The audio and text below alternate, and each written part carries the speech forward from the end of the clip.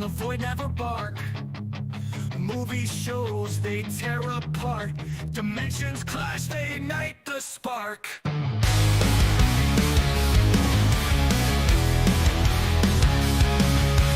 Couch debates, turn the volume up. Set the chaos over for the cup. Alien worlds and twisted scenes. Banter spreads like electric dreams. Outer dimensions strike away. Train days set flames ablaze. Discussing bits and cosmic plays. Beyond the stars they find their praise.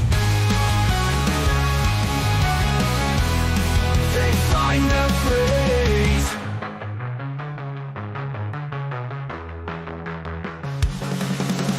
Ripping through the deep. Welcome back again to another edition of the Outer Dimensions podcast. We're just a couple of brothers just chopping it up as always. Usually we talk movies, music, TV, and a lot more. But this time around, we're stepping into the square circle, aren't we, Dre?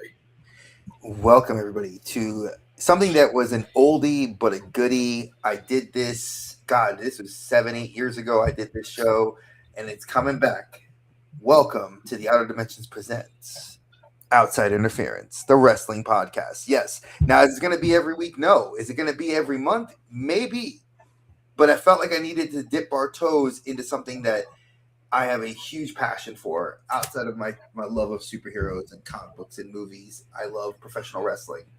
And here we're going to talk about pretty much almost all the major companies. And when I say major companies, outside of the true fandoms of the WWE and I would say AEW, there are other companies out there that are actually putting on stellar product that you should be watching. And, my brother's here, obviously. We were supposed to have one brother here, but he's actually out supporting his daughter. Travis, we love you, man. I hope she kicks ass and takes home that championship. He's not going to be able to be here, but we got our other brother, Tony. Danny Danger. Danny Danger. I'll accept it today.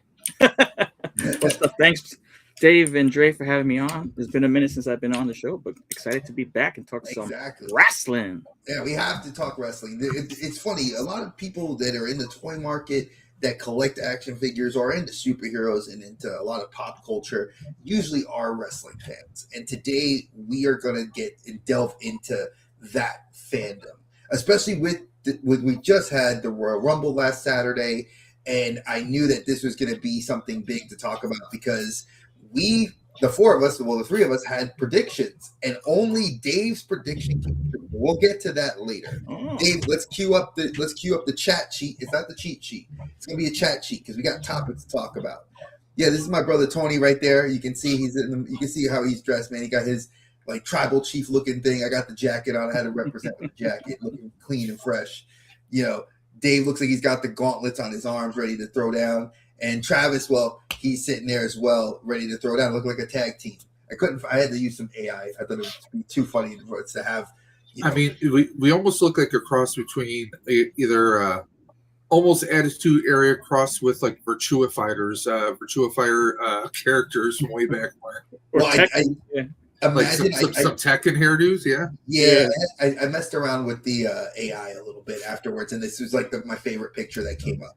So let's go to that first slide because I want to cover something that was actually big news this past week, and I want to celebrate him because I think he did it. So if you guys did not watch it, it only streams on YouTube. They haven't gotten it off of YouTube. It is MLW. They are like a very small production. We would consider them the minor leagues, but they do get a lot of WWE, former AEW talent, and at Battle Riot, the title was put in the main event, and it was a Battle Royal. The Battle Royal that they had Festus. Yes, Festus, who we all know is Doc Gallows of Gallows and Anderson, the Good Brothers. They had them. They had Bishop Dyer. For those of you who don't know who Bishop Dyer is the former Baron Corbin. And he actually just made his recent AEW Dynamite. Dark match. Yeah, he had a dark match on Dynamite, and he killed it. Everybody said that they loved him. We also have Donovan Dijak. He is a tag team champion with Bishop Dyer. I believe that's the YouTube channel right there. Yes. And MLW is actually, like I said, Matt Riddle, which everybody knows him as the King of Bros.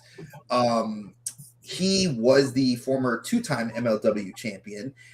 He actually lost the belt to Killer Cross, who we also know was formerly known as Karrion Kross in WWE. Heavily underutilized. Heavily. If you guys didn't know what MLW stands for, it stands for many large wrestlers. It's actually Major League Wrestling, but he's correct. That ring was full of, as they call it, the meat or beef. You know, if you guys know, when you see like the Haas wrestlers, the big Haas, like when you talk about these old school guys like Bruiser Brody or the modern day, like a Big Show. You're right on YouTube. Battle Riot. 40 participants, and I would say approximately 30 of them were over 6'2". Oh yeah, and a lot of new what was it, All Japan Pro Wrestling guys, Nakajima, Kushida, Saito Kojima. Sometimes we get these are just guys. If you haven't watched these guys, Kushida was in the Cruiserweight Classic, actually in WWE. Time Splitter. He's one half of the greatest New Japan Pro Wrestling tag team, in my opinion, of the light heavyweight tag team division. Time Splitters with Alex Shelley. Many people could argue that the Motor City Machine Gun's probably the best light heavyweight tag team champion. I would say DIY of the modern era, but you know, it depends on how you look at this. But Killer Kross, if you didn't read his book, I got his book for Christmas. It's amazing to read his story. And the guy is completely over on the independents right now. I'm hoping he does a little bit of a Matt.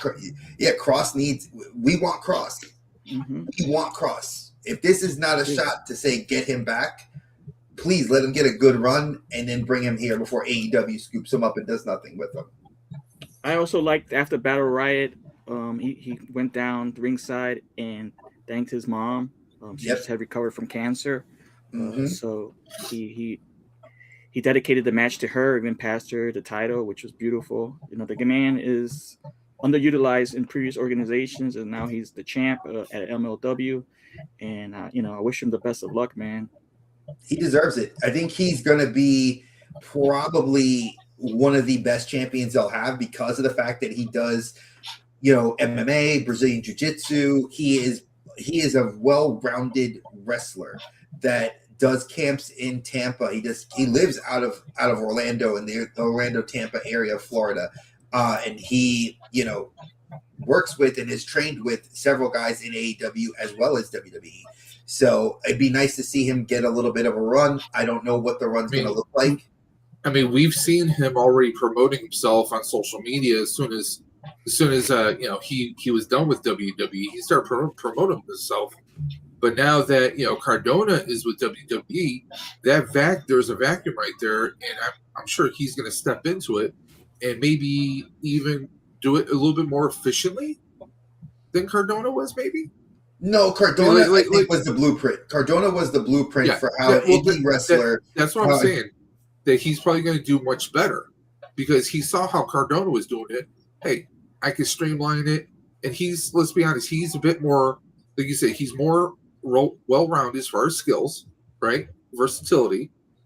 But also, I mean, I think he has a presence that Cardona, and also as his former identity, you know, Matt Ryder, Karrion, I mean, I think he's got more presence, more capability, or more ability on the mic.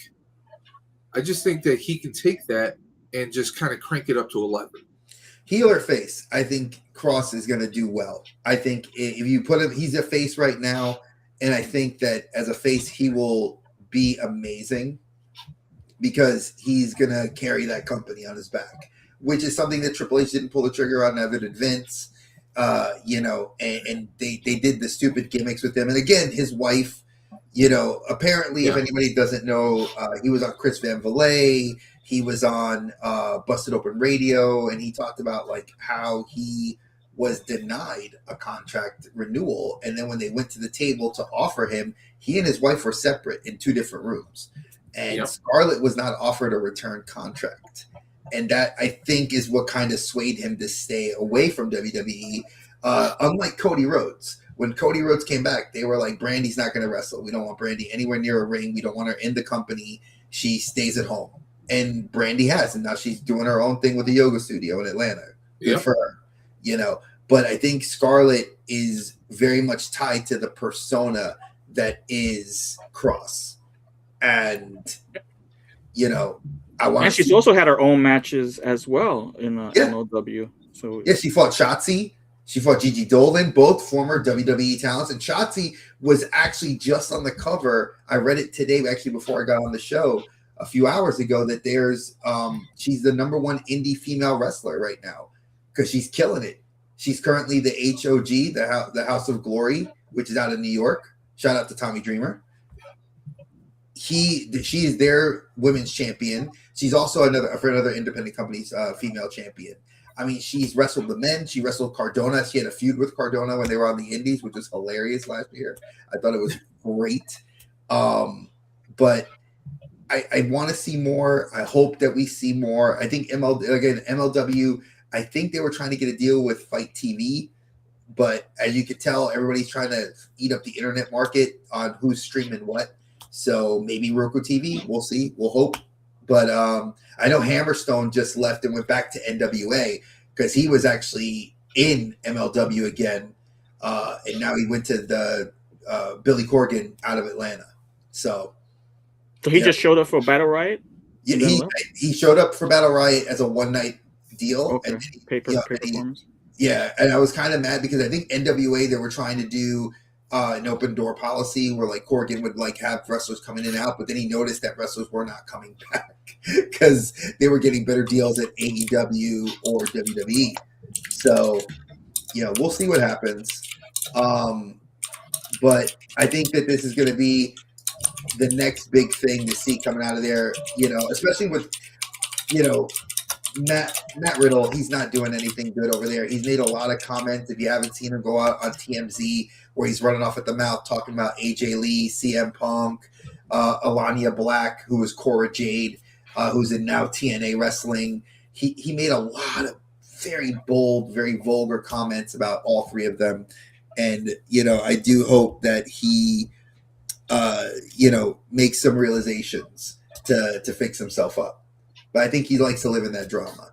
But let's go to the next slide because this is the one that everybody really wants to talk about. WWE. Now, beyond that it was in Riyadh, and I kind of wanted to touch on this with both you guys. I don't know how you both felt about the Sami Zayn, Drew McIntyre title match that precluded the main event, which was the 30-man over-the-top rope men's Royal Rumble. From my perspective, watching that match, I know it was a setup for Sami to go win the belt next year to have his WrestleMania moment in Saudi Arabia when they go back for Mania 43 there. But it felt like it felt like a squash match. He did not have a lot of offense. I mean, McIntyre's 280 pounds, 6'6". I mean, the guy is athletic. He's very capable. I mean, Sami Zayn is maybe got 5 years left in him. Or as they like to say, he's got not many bumps on his bump card left. What do you guys think about that? Tony, go ahead. I think Drew is way over right now. And I was kind of at Raw when CM Punk went up to Roman Reigns and saying you can choose the hard road or you could choose the easy road. And McIntyre is not the easy road whatsoever. I think he's got a good push right now. And I saw it, as you can see, that even though it was Sami was like in that area where it was just testing the waters again to see how he would do. But I feel that the push was totally on McIntyre. From that awful matchup where they had on main event where Cody and all got that all in the stands match, which was bogus, and McIntyre interferes. They're pushing him over, but WWE is a big miss for me. They either hit something well or they just screw up big time. 100%. So we'll see how we'll see how it winds up. I do want what you call it, Sammy to actually win. You know, he deserves the title. He's earned it for all the years and all the hard work he's done, not only in the independent scene but also with WWE. So Oh I do God, want him El to get Generico and Yeah, Ring of man. Honor and on in PWG. those amazing matches with KO. You know, Kevin Owens. Wow. I mean, my take on it is, I feel like from a fan, I'm just sitting here back and I feel like they're just wasting Sammy. It almost feels like he's just, he's just being toyed with. They're not. It feels like they're not being serious with him. You know, it's because I mean we've had the storylines, and just I don't know. It just feels like he's being wasted. Like Dre says, he's only got so many years left in the tank. 5 years could actually be 5 months, given the wrong set of circumstances. He has an accident, and he can be forced to retire. I mean, we just saw the news officially of Big E declaring that he's retired now because of his injury. I mean, sometimes you get someone who has an injury, they can come back after so many years. Maybe something happens where they can come back, and other times you're like, you know what? Okay, I'm just going to accept this. But we get these people who go through these amazing matches, and they're not being utilized. Like you guys both said, WWE they can knock it out of the park, and a lot of times, us as fans are like, what the hell are you even doing? I mean, there's another thing with Sammy is he's a talent. He's 100% a wonderful talent. Has a bunch of athleticism, but he doesn't have the prototypical WWE look. Exactly. Drew McIntyre has. Oh yeah, Drew McIntyre is what Vince McMahon always wanted. He wanted those guys that were above 6'5", that were like 270, 275, Ultimate Warrior, Hulk Hogan, British Bulldog, Undertaker. These were the larger than life characters. But then you get to like post Attitude Era, you get Stone Cold, The Rock, guys that are a little bit slimmer. Look at Cody right now, he's 222, and he's a I'd even compare Sammy to, don't hate me, Dre, I might compare him to Mick Foley. That's not a bad comparison. A person who's very physical. Maybe he's not the pretty takes boy. Bumps. Yep, he takes a lot of bumps. And let's be honest. Sammy does have an affinity for the flannels, but aside from that, like he's almost like the current generation Mick, because he's been put through the ringer. He's gone through so many different factions and storylines that it's we want a brawler type situation, someone who doesn't give up and the fans will get behind. That's Sammy. Hell, that was Mick. Well, and Mick Foley did. Mick Foley paid his dues. I mean, he went to Hell in the Cell. I mean, he did the Dude Love. He physically went through Hell and Back. Exactly. I mean, all the hardcore matches, and over in Japan, it's just all over the world. I mean, the amount of physical harm he did to his body. Just the stuff he did in WCW, Oh God, yeah. Oh yeah. And don't forget ECW as well. ECW, wow, yeah. Bang bang. Wow. I mean, then there was a DDT over in Japan when he did those death matches, like a la Bruiser Brody.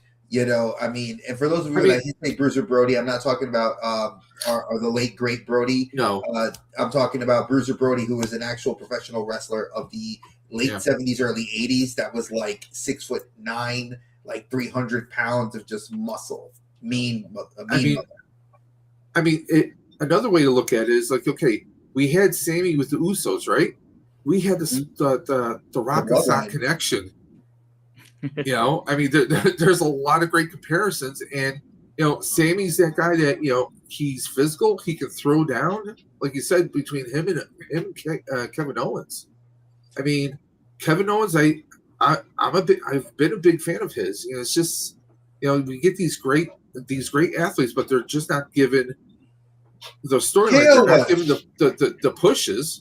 KO he's just right now he's on the shelf with that neck fusion surgery, and he's right now, as per SAP, for anybody that follows any of like the big wrestling guys like Sean Ross Sapp, Ringside. I mean, Dave Meltzer. We're not even gonna talk. We'll talk about him when we get to AEW. But when you look at these guys, like saying that, like, Kevin Owens is going to be out for another year, possibly a little bit longer, because they want him to recoup and come back at full strength. I mean, it's a neck fusion surgery. That's Edge. That's Kurt Angle. That's people we thought they would never be able to get in the ring again. After so many years, they did come back. So there's always those possibilities. But I just, part of me, I know there's there's a storyline and the company has their agendas, but like from the fan perspective, I just feel like come on, like always so close and just never getting all the way there, And another thing I find similar to Mick and Sammy is, unfortunately, they also were punching bags. Yeah. So, you know what I'm saying? They were abused by the Undertaker, The Rock, and just to put them over. They were selling themselves, but they were also to the detriment of Mick Foley's career as well. I mean, he's a hardcore wrestler, and you got to give him his props, but some of those bumps were ridiculous, especially back in the day. And just the fights with the matches he had with KO and stuff, like what Dre said, that bump card is narrowing down to maybe a couple of more notches out of that punch card. Think when Sami Zayn won the NXT World Title, the very first night that he won it, and KO came out when they had everybody surround the ring, and then KO betrayed him, and he did that power bomb right on the hardest part, which is if you are a tag team, you stand on the edge of the ring, the apron's edge. Yeah, man, and he power bombed him not once but twice. And then Sammy is they had their hardcore match that was at Elimination Chamber last year when they were in Toronto, and that put Sammy for not being at Mania last year. Then you have him in the Rumble this year where he should have been in the main event, but he was in a co-main event. And now they're saying that, for next year, it's barring any injuries, knock on wood, that he's going to be the Rumble winner. But then I was like, well, who would you put him up against that's a believable guy that's going to be the one to drop the belt to? Like, who could you put? You don't want to put it on, like, is it Breaker? Because Breaker is the guy that, that I could see losing it. Is it Punk? Punk's 48 years old. He's got less bumps on his bump card than Sammy. Is it Gunther? Gunther's taken a couple of losses to Sami Zayn. Is it Gunther? Is it Drew? Is it Jacob Fatu? Who would it be? And I've been looking at that and just kind of saying, like, who would be the guy I'd want him to take that belt from? Gunther would be the obvious choice, but then I'm like, we'll wait and see later this year, because we'll know how that'll pan out after SummerSlam, because SummerSlam in Survivor Series sets up Mania season, getting ready for the next year. But let's just talk about this. So we'll start with the Women's Royal Rumble. I did not pick Rhea. I picked Rhea Ripley. Actually, originally, I did too. Dave picked Rhea Ripley. Originally, I had Jordan Grace, but then I was like, nah, I'm going to go with Rhea. I think Rhea is. Yeah, that was my choice, Jordan Grace. All three. And see, our boy Tony had that. And I'm going to say, Jordan got eliminated unceremoniously, which was terrible. I was like, she is the juggernaut for a reason, and then they don't let her be the juggernaut, which I thought was kind of lame. But when we get down to the final five, Rhea, Raquel, Liv, Sol Ruca, and Tiffany Stratton. Like that, talent. 5 women that I'm like, any of those 5 women, I can see. Sol Ruca being like my brother-in-law, who is not loved NXT, has started watching Sol Ruca, and he's like, dude, that girl is. I'm like, her finishing move is amazing. The Soul Snatcher, like you can't beat that. She's the female Jeff Hardy, man. She's amazing. She really is. She reminds me of a modern day Lita. If Lita was that a young girl again that could go in the ring, that's Sol Ruca. And I was very surprised that they let her get down to that level of the final 3, and I was impressed. But Liv was not my pick. I would have liked Rhea or I did not see Liv winning it, but I really thought Tiffany, to be honest, when it came down to those last 3 women, I was like, it's gonna be Tiffany time. She's been out with a concussion. It's like she's due for the win. Jay Cargill rematch, yeah, we need that rematch. I think because a lot of people were expecting that. That's why maybe they didn't go there. Well, that's what we'll talk about Elimination Chamber next after this, because that's the next setup for this, which is going to set up our Mania ideas. But as you can see, folks, this is what we were thinking about. Like, we weren't really expecting Liv. Do I really care that it's her? She's 31. You know, Charlotte's on the way out. Becky's kind of almost becoming a part-timer. You have Bailey, who's looking to leave and probably go to AEW to finish out her career with Sasha over there.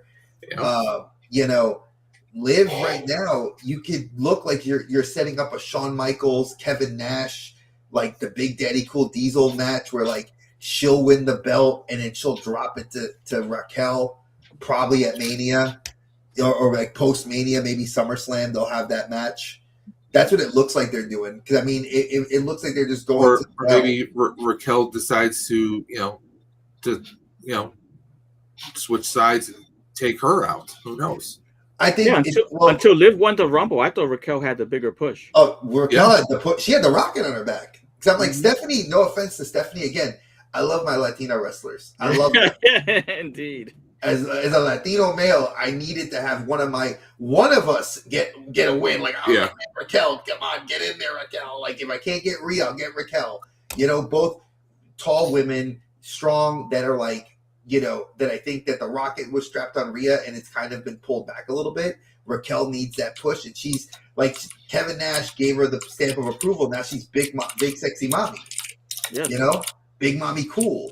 You know, she's rocking that. Más ruda, and I love that about that. I love that when she and then I love that they're doing more of her, letting her speak Spanish on the mic and letting her get like that more lucha libre style, like kind of rudo presence. I don't know. I don't know if you noticed when she was outside. I don't know who she had, but she was outside the ring at the Rumble, and I guess a fan said something regards, you know, something. She says, "Tu madre," you know, it's like your mom. That was awesome. Oh, I wouldn't doubt it, because she's hardcore, but she's a super sweetheart though outside the ring. From what I've seen in her Instagram and stuff like that, she really does have, like, her character really stays in the ring. You know, but again, kayfabe isn't kayfabe dead. We'll have a whole podcast on that when we get Travis. Unreal will have you believe that if you watch that show. Yeah, but I don't watch Unreal because I believe in kayfabe. I've never seen Unreal. I know of it, I just never watched it. It's not worth watching, to be honest. It's WWE trying to, like, hey, I want to do a behind the scenes doc series, and so it's still going to be biased. There's still going to be editorial. Oh, and they've already, like, Chelsea Green was super pissed off with Michael Hayes when he said on the show about her being like, she came out and Chelsea Green flamed his ass really good, and I was like, good on you, girl. She's Matt Cardona's wife. The girl is wrestled Penta in Lucha Underground. Yep. That girl puts herself on the line and can sell like nobody's business and is actually talented. And what was the last time Michael Hayes was relevant in any shape or form? The Hardy Boys, and before that, what year? I would say when he was a wannabe Fourth Horseman. I'll leave it at that. He's still one of those remaining WWE lackeys. So he's a Vince lackey. He's a Bruce Pritchard lackey with his little penciled-in mustache and a little goatee. Oh God! Now let's talk about the men's Royal Rumble. Now I did not pick Roman to win. That was a shock to me too. My pick wasn't even in the Rumble. I wanted I wanted Finn Balor. I was hoping that our boy was going to get the push because he's been, you know, I expected it, but he wasn't even there. And, you know, I see Oba Femi come out, and I was ready to say, man, Oba's going to win. Like, is Oba going to Mania? Well, yeah, when you get an opportunity, I want to talk about that. Oh, go! You can go ahead now because I love the Oba. All right, Oba Femi won. I think he's a phenomenal looking attraction. I don't know if his skill set is 100% there, but he does have the power. But for me, as a wrestling fan, that push doesn't appeal to me, especially with Braun Breaker, Rusev, Solo Sikoa, Rey Mysterio, and Mark Cardona. Sure. Oba came in at first in the ring, so he started off. Everybody else came, so everyone else after him and himself are fresh. They offered no no competitive, not even a move against them, and they get eliminated. I feel that especially for Rusev, which was a powerhouse for the longest, it still came back after leaving WWE as a mainstay to become, with especially those matches he pulled on with Cena. the Irish guy. Oh, Sheamus. Yeah, when they Sheamus. they Yeah. killed it. Exactly. To be eliminated within seconds. Oh yeah. Solo Sequoia, another one.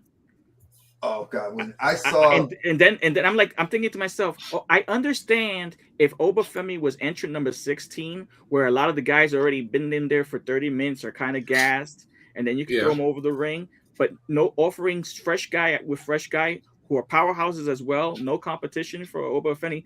For me, it devalues the brand. Even though it's elevating Oba, it still doesn't feel like it's realistic to me. And then the next day on Monday Night Raw against the War Raiders, which was supposed to be a tag match. Yep. First of all, he was a beast. Yeah, first of all, when you have a tag match, Oba was announced first. He didn't even wait for his partner. If he did have a partner, I think it was just a squash match. I mean, I'm pretty sure he counts as like maybe even 3 guys. Yeah, so he just decimated within seconds the War Raiders, dude. And they were former tag team champions, former Ring of Honor tag team champions, former New Japan tag team champions. All of these guys have great accolades. They were just his playthings, man. Right. I don't like how unrealistic it is to me for his push. I know he's a phenom, but let's do it more realistic. You know how many years he's been in the business? How many? 3. He started in NIL 3 years ago. And he's been training for 2 years, and his push started last year when he became the NXT champion. 2-time NXT champion, retired the belt. Didn't even lose the belt, retired the belt. Because they didn't want to, they're trying to give him that Goldberg, because if you guys heard at the Rumble, it was Oba, not Goldberg. Come on, folks, similar cadence of how you say it. Yeah, but at least with Goldberg, he had more jobbers on that list of victories and 100%, legit wrestlers. I think it devalues the brand of wrestlers like Sequoia and Rusev, the War Raiders. I think there's a better way to do it, making still look good, but not making everybody look garbage. Oh, he beat Matt Cardona. Like he beat Cardona, who's not a small guy. Let's put it out there. Cardona's 250. The guy benches. He's in great shape. Yeah. And he fucking manhandled him. Tossed him around like he was a cruiserweight. Yeah. But yet Cody can go toe to toe with him on Saturday Night Main Event and go to a draw. Oh, he beat his ass on. Cody was getting, even Cody said it on his podcast, he said Oba beat his ass. Like he got chucked around. And I look at it like more unrealistic is someone like Javon Evans, 21 years old. The young OG, and you're like, I weigh more than you do, and you're thinking you're gonna toss Obafemi around? Hell no, boy. Like I get they're strapping the rocket on his back too, but send him to AAA. Like I believe in the excursion, like what they do in Japan. But my man is bouncy though, man. Oh, he's my man is highlight bouncy. Reel. He really is a human highlight reel, and I love that because he's like a young Kofi Kingston. Yeah, Kofi was like he that. Totally reminds me of a young Kofi Kingston. Kofi was like that. He bounced around and did all that. But I think if you did excursions like they do in Mexico, they do it in Japan, where guys go, and if you're what they call a young lion, they send you out overseas and you do excursions for like 6 months, and you gain experience in a new promotion, learning the ropes. You try being a face or a heel, and it's guys like Tetsuya Naito, Bushi, guys that currently left New Japan, David Finlay, who is now a free agent, Evil, who was Watanabe at one point, went to Ring of Honor for an excursion, Kushida went for an excursion. You even have guys like Andrade, Santos Escobar, who else? Omos, the guy is, the Nigerian Nightmare, went to Japan. Who is it? The heavyset black guy that was going to be they wanted to replace the New Day with, the one that they kicked out of WWE. he and another former NXT guy became the tag team champions and were dominating in Japan. And I'm like, I look at that, I'm like, if you did that now, no, not Kota Ibushi, Bushi, as in former member of Los Ingobernables de Japón, the LFI. Or LGI, sorry. If you're a big fan of New Japan Pro Wrestling and know my faction, they just broke up. Actually, Bullet Club no longer exists either. Yeah. I swear, we got to do a whole show on that. Are the War Dogs still a thing, or are they going to AEW? They got disbanded. War Dogs officially disbanded as of night the day after Wrestle Kingdom. Okay. So, because David Finlay, Evil, TJ Perkins just showed up in AAA. They just signed him back. WWE, which is under WWE's umbrella. So he's back over there. And TJP was part of, not War Dogs, but he was part of the Embassy, which was Will Ospreay, folks. Mm-hmm. Well, I think one of the War Dogs joined recently AEW. Yep. Several of the War Dogs. Because they're thinking that Evil, who was Watanabe, who is the House of Torture, Bullet Club faction, he was going to come to, they think WWE had big interest in him. I don't see it because he doesn't speak English. He maybe speaks a little bit of English because I know Shinsuke speaks perfect English. So does Tozawa, so does Io Shirai, so does Asuka, Kairi. But they're not going to, I don't think he'd get pushed, especially with the gimmick of being evil. Like, he works better in a faction, and unless you're going to build the faction of like House of Torture, like with the Wyatt Six, like if you wanted to see, again, fantasy book, you let me get Bushi, or no, you let me get Evil and bring him here and build a stable of like, take Nakamura, put some face paint on him. Let the Guerrillas of War, Tama and Tama really needs to just separate. Put Tama by himself and let him go on a face run from the MFTs. I mean, I could fantasy book SmackDown way better than they're doing it. But again, how about kicking out Kesha out of AEW's Don Callis family and bringing Evil? Well, we'll get to that with AEW because he's wrestling. Okay. He actually has a big for Grand Slam Australia coming up in like another week or so. They have he's going to be one of the triple main events, and I want to talk about that. But again, with Roman, I could even take it or leave it. Oba was, like I said, the runaway.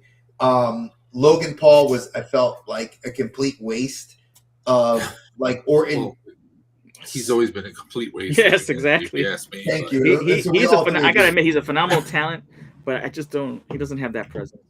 I mean, like, I wanted to touch base on the Oba. Do you think that they're hoping that he could be? I hate to use this comparison, but you think like because you used the term Fina. Do you think that they're hoping that he could be an Undertaker or something that's even 25% of that? Like a Goldberg, Brock Lesnar. Gotcha. You don't have him talk much. He could talk. I love his skills. I mean, I was joking about my friends. As long as he's not as long as he's not an Ahmed Johnson, he'll be all right. Oh God, he's trying to come back, right? Okay. He shouldn't. He's 56. Please stop. Like, no. And that's what I was thinking when I saw Paul London at Battle Riot. Oh God, like, no, I know. But did you see him on Chris Van Vliet? How he? Oh God. If for anybody, if you don't watch, Chris Van Vliet is like one of the biggest. Like, he gets all the big talent from all the companies. Oh yeah. Them down. Paul London's interview was actually really cool to hear his hot takes from WCW, from WWE, to what he's done in MLW, what he has at school. And I mean, the guy sounds like he's actually like, like one of us. Oh yeah, he's cool dude. But I mean, for going back I would just say, let's put up those. It's. I think that some of them bootstraps. When you mentioned Ahmed Johnson just now, it's like, for anybody that doesn't remember, Ahmed Johnson was like probably if in the time where you could have built up an African American male, that would have been like he was the WWE's equivalent of Monty Brown without the comedy. Like Monty Brown, if you don't know, if you didn't watch TNA or NWA, TNA. Monty Brown was like Goldberg. He was comedic, athletic, great on the mic, and he was a great foil to fight Truth, who was the NWA champion, AJ Styles, Christopher Daniels. But then you have Ahmed Johnson, and the guy could not talk on the mic. He couldn't move. He was stiff. He hurt more wrestlers. Shawn Michaels hated working with him. I mean, a lot of the guys hated working with him. He just had no talent. He was all sizzle, no steak. Yeah, he just had the look. Oh, he had the look. But like I just said, all sizzle, no steak. Yep. But, you know, when you look at Roman winning, I think this comes from the McAfee podcast coming on there and saying all the shit that he said, you know, which I do have my one to the sky. You can recognize him? I will acknowledge Roman. You acknowledge, yeah. I love Roman. I love the fact that the promo on Raw, I showed it to my wife because we saw Zootopia. If you didn't see Zootopia, so good. Such a great film. Yes. Zebros. And my wife was when I showed her the promo and he says, "What'd you say to me after that Zebros shit?" And now, mind you, Peanut watches wrestling with me, so I had to like pray that she wasn't paying attention because I was like, "Oh, don't say that because she'll know it's Zootopia." And you know, the promo when he said what he said, he's like, "And you will acknowledge me." I was like, "Ooh, chills!" Like, but you're having the god on the mic, CM Punk, the guy that can, the modern day, can cut a promo better than anybody else, and you're going against him. I cannot wait. Bully Ray said it best. He's like, "They have me invested in a fight, not in a match. I don't care about a match. These guys are going to put on probably one of the best fights we're going to see at Mania, whichever night you put them on. I hope it's night one. Maybe the best fight we've seen in a couple of years. Oh, hell yeah. I think, well, I would say the Bloodline fight where everybody exited the locker room and like helped Cody and fought Roman and the Bloodline. I think that was a great fight. But I think you're right. Drew McIntyre versus Punk in the cage, that was in the Hell in the Cell match. That was a great fight to watch because Drew hates Punk and Punk hates Drew. Well, I want to throw this out there. Because let's be honest, it's the division is going to have some kind of interaction with this storyline because both Punk and Roman were both Heyman men. I don't think so. I don't think. I think they're gonna. I think if for my money's on this, I think they're gonna leave that alone because really. And here's why. Here's why I'm seeing that, because I think currently the only person they will let interfere in that match would be Balor. Because I think that the way I'm seeing them, and I think I would book it, is Roman and Punk need their own main event. Seth was involved in it last time where Heyman was. Now Heyman's not involved. Do you think that Heyman might interact with Finn in any shape or form? I don't think so. I think if I'm going to book the Vision right now, I need Breaker needs to get into he's already in the main event, but he needs to get a win over Seth. Seth is going to come back, and it's going to be Seth versus Breaker. And then I think that might happen at Elimination Chamber unless they save it for Mania. And I think Seth comes back at Elimination Chamber, and then they build a match for Mania as Breaker with the Vision versus Seth and Austin Theory, and I'm thinking Montez Ford. That's what my pick for, because I think that's the setup. And I think LA Knight's going to be somewhere in there too. I think here's what I think. I think if I'm going to put LA Knight in a Mania thing, because we still have don't forget, we have a ladder match. We have the Money in the Bank match at Mania.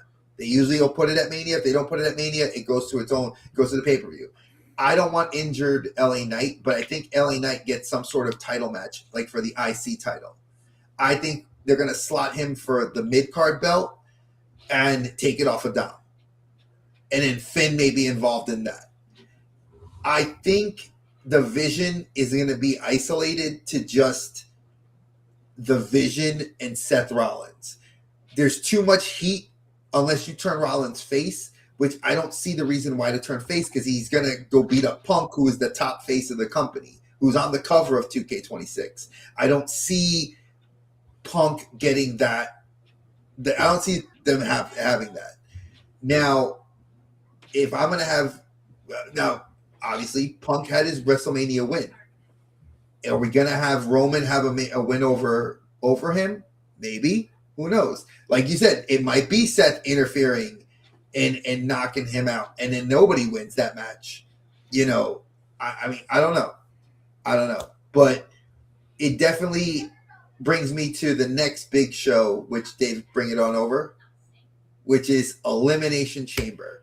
This is I call this the bridge show, because we don't get, I don't think with the month of March, WWE has, I think, a Saturday night's main event between then and April 18th.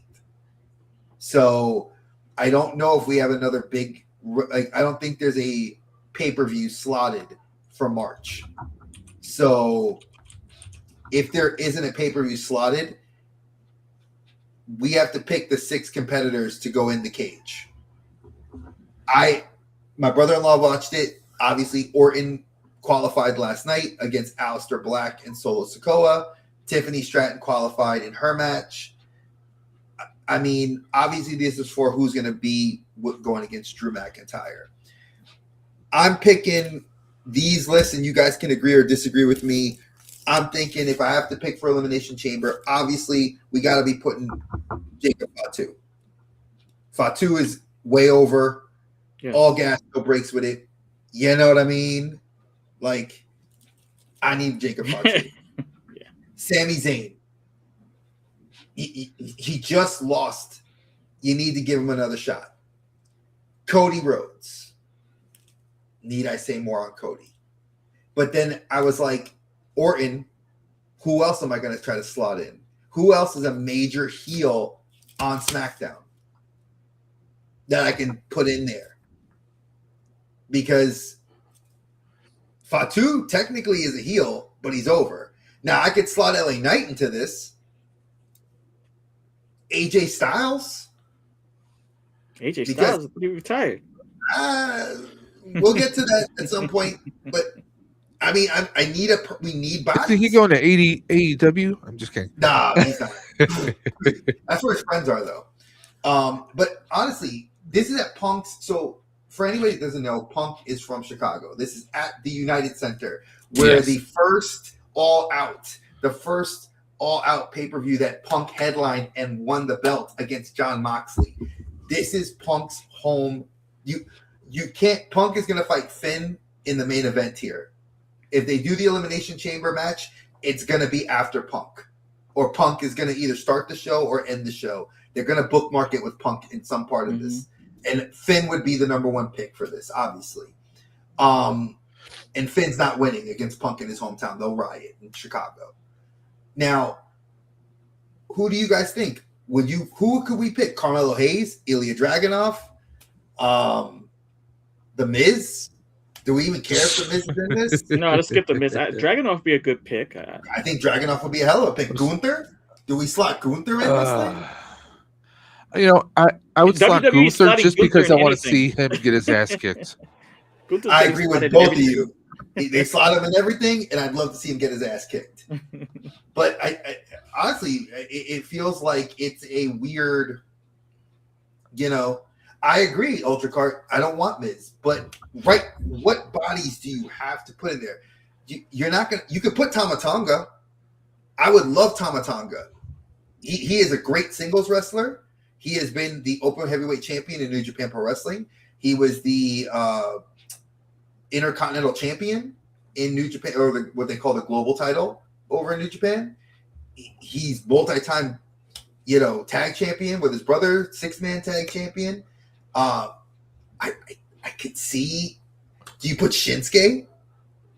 Do you put Shinsuke in there? Do you want Rusev? Any of the Americanos in there? No, please. I wouldn't see. They kind of killed. It's hard for me to. They brought back Chad Gable, so they brought back was it el número uno. They called him el número uno grande americano. Now, so that makes Ludwig number 2. No, they called him. I heard he smells like a number 2. But see, Ludwig killed his gimmick for me on Monday when he spoke English in his accent that he has with his German accent. If they left it when he's like, "Mi gente, yo soy raza," I was like, "Yo, that was pretty good." Yeah, I like. Because he's over. He is so over in Mexico. And he sounded more like a Spaniard. Bro, he was as more Mexicano. I felt like this guy was like, as you said, a Spaniard. And I was like, if you left him in Mexico, he would probably be the heavyweight champion right now. Because nobody's bigger than that. And we'll get to that in the next slide. But honestly, if I had to pick him, I don't know if I'd put him in because I feel like he's too much of a comedy gimmick. And Elimination Chamber is a serious. They want I feel Shinsuke would be a pick. Rusev could be a pick. You want the knockout dragouts. That's what I want. Exactly. Obafemi might be picked in this. Well, Nakamura's match with AJ Styles was phenomenal. Oh, I think that's the match AJ wanted to end on if he had his choice. Honestly, but if you watch their New Japan Wrestling when they fought for the Intercontinental title, that their match was almost a perfect mirror of 10 years ago. Even to the end with the fist bumping, yeah, when they fist bumped and he did the Kinshasa and it was such a, and that was Bullet Club. Now, if they throw Bullet Club versus he was in the faction that no longer existed, Okada ran with Shinsuke. If anybody knows it in the chat, put it in the chat. They were in a faction, Chaos, yes, Chaos versus Bullet Club. It was awesome. Yeah, that was big in New Japan. If y'all didn't know, Chaos was the second largest face faction in the company, and Bullet Club obviously being the top heel faction, but they were over as well. So it depends. Dave, go on. You were going to say something. I'm sorry. No, I was going to say if they're bringing Oba in there, they're going to have to make a special chamber just to fit him. Cage just for him, extra wide, double wide. Ooh. You know, that's going to have to be.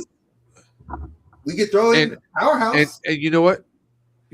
Don't even wait for the door to unlock. He just busts right through it. Oh, yeah, he would do a freaking. I see him kicking the thing open. You know, but I can see a Powerhouse. Kool-Aid man action. You know, just break right through it. Can we see Powerhouse Hobbs, Mr. Royce Keys? He needs a push. He needs the push. Yeah, he does. I see it. I see that. I mean, he hasn't picked the show yet.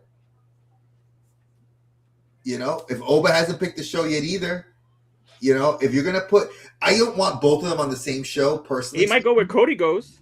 Since they're I feel like if you're gonna put Royce Keys where Cody is, that could help Cody kind of mentor him a little bit, then leave him on SmackDown and put Oba on Raw because Trick Williams. How can I forget Trick Williams on SmackDown? Trick Williams is gonna get a spot in that cage. He's been cooking on all cylinders. Can we agree on that? I see Trick Williams over Oba for the elimination. I do too. I can agree. Where's my? I have to support Trick Williams. But Randy has only I would say maybe 5 more years, so he needs to get some titles to catch up. Some more heavyweight championships. Don't love Trick Williams. Mind your business. Grown folks talking. You heard what I said, Dre? I heard you said. I agree with you. Randy's chasing number 16. Yeah. But he ain't gonna beat Cena. They're not gonna let him beat Cena. I think Cena is now the top. The pinnacle to the I think they'll let him tie Flair at 16. Orton will tie at 16, but they won't let him beat Cena. Oh, but Orton was there before Cena. Oof. Orton's a legacy. He's got a grandfather and a father. Yeah, that's what I'm saying. That'd be rough, man. I believe that Orton should not. I think Orton should pass it, but maybe it's going to be Roman. Roman's got the bloodline legacy, the whole family lineage, going to his grandfather. Yeah. WWE went into a buying of all the Samoans out there to bring them into the bloodline, except for Zilla. Shout out to you, Zilla. I'm watching you on the Independents. I need you here because you need to be in WWE, Zilla. I like you. And Orton supports you, so you definitely know you're co-signed. And if you don't know who Zilla Fatu is the son of the late great Umaga. So, and he just got an Ultimate figure too. I don't like. And if you don't know who Umaga is, do your damn research. You missed out on some of the probably best Samoan wrestler. Like basically, Solo Sikoa's gimmick is Umaga. Minus that Solo talks. I mean, he does the Samoan spike the way Umaga does it. Zilla does the Samoan spike, but as a Superman punch. Shout out to Roman, his cousin. You know, honestly, folks, like it's Elimination Chamber has got a lot. Like I feel like I could talk about the women because the women, there's more women. Sol Ruka, Julia, Chelsea Green. I would probably put in there. What's her name? Jordan Grace, because I love Jordan Grace. Kaylani. Didn't Kaylani just get called up from NXT? Because if she got called up, Kaylani Jordan. Was she the one like number 3 in the Royal Rumble? Yeah, because that's Melo's girlfriend or fiance. That's Melo Hayes' girlfriend. She was phenomenal in that Rumble, and she lasted too. So I think she's gonna have a run coming up. I think Sol Ruka definitely is going to get a spot. And she lasted too, giggity. But see, folks, it's easy to put in the women, I think, because you could slot in so many different women. Alexa Bliss definitely is going to be slotted in there at some place. You're going to slot in Charlotte Flair, you know. And I think Charlotte's on the way out, personally speaking. I think she's taking more of a part-time schedule on purpose. She's 39 years old. And again, I'm only saying the ages, not as an insult to the actual talent. I think Charlotte said it in an interview where there's no age that the women want to age out at, but there is a point where their bump cards. I mean, you know what? As far as that goes, I mean, it's not that they necessarily age out. Maybe they want to try and take a break. They want to kind of do some life things for a while. I mean, hell, we got both the Bellas back. AJ Lee came back. You talked about the Bellas. I didn't want either of them. Less than I wanted. No, but I'm just using them. In the rival company. I'm not talking about storyline. I'm just using them as an example of people who we thought were done with the wrestling life, and now they've maintained the shape or got back into shape, and they've come back. So I mean, it doesn't necessarily mean that they age out. They can come back with the right circumstances. Right. Even Natty coming back. Even Natty coming back as a heel. Natty. Let's go. I'm going to go down to the 4 you just said. We're going to start with Natty. Natty by far is outclasses all the people below that list that we just said. That woman is a pedigree, comes from a wrestling bloodline similar to the freaking Samoans, comes from the Hart dynasty.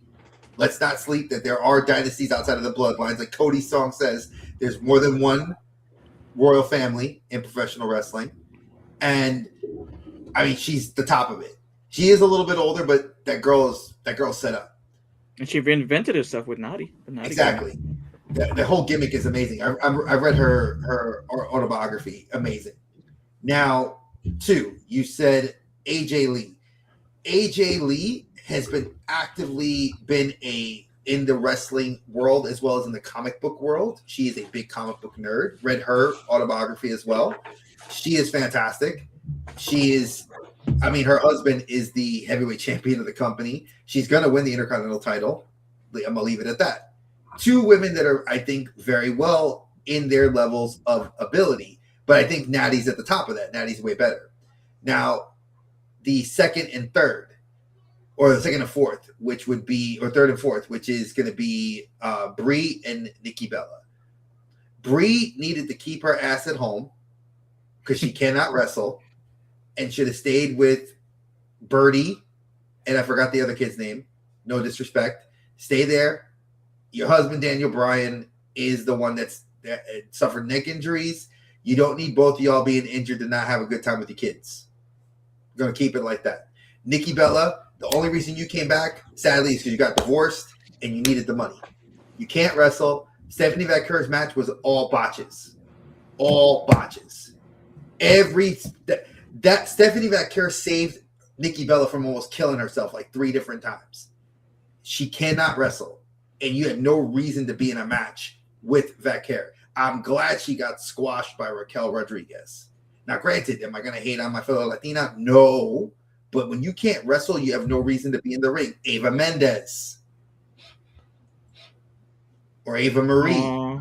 Yeah. Wah, you look pretty, but you can't wrestle. Stay the hell away from the ring. Why the hell are you in the ring? Nikki Bella, she can't wrestle. Stay out the ring. What do you think of Zelina? Oh, Zelina Vega? I think she is AJ Lee without the talent. Ooh. She's pretty. Wow. She's an anime nerd. She's a toy nerd just like us. But as much as, again, I support my fellow Boricua. I love you to death. Mm-hmm. But you're not Lola Vice. Lola Vice was an MMA fighter, a trained MMA fighter. Lola Vice needs to be getting a push. Yes. Sol Ruca, gymnast, trained like Tiffany Stratton, professional athlete that became a professional wrestler. Zelina Vega was a manager that became a wrestler, and not always do managers transition. Lita is the rare, and Trish were rare examples of that. Stacy Keibler didn't do it. Sable didn't do it. Nope. Miss Jackie didn't do it. Sunny didn't do it. Can I go on with all the other ones I can name? Because Jackie did it a little bit. Jackie did it because she went on the independents after that and became like she freaking worked out and got jacked. What about Beth Phoenix? Beth Phoenix, the Glamazon was the Glamazon. She was already a professional athlete that was a bodybuilder. China, we could say China was a valet that actually transitioned to become a heavyweight champion because they saw something in her. But would I say Stephanie McMahon is the greatest women's world champion? Hell no. That's an insult to everybody else. Here I have one. How about Maxine? No. Fitness model. Great physique. She's got the passion. She needs to go to NXT and learn. Send her to NXT for 3 years. Then call her back up. From where she started out in her first match to where she's at now, she's actually improved a lot. But from when she does her moves, they feel like they don't carry any power behind them. Look at her size. It's like Zelina. When Zelina fought Rhea Ripley, come on, man. Come on. Right. The David versus Goliath, I like it. But then the realism sets in. How athletic are you that you cannot out-wrestle Rhea Ripley? Raquel Rodriguez, that girl is a hoss, and I love that she can fight.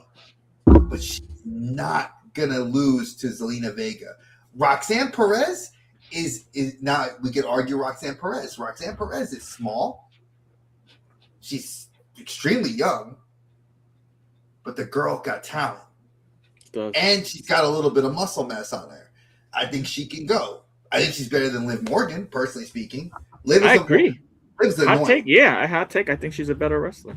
Oh, she's a way better wrestler than Liv Morgan. I feel if you had to rate the talent, Raquel, Roxanne, Liv. Because you know who else I was impressed by at the Rumble? This is the first time I seen it, was Guida. Oh, Julia?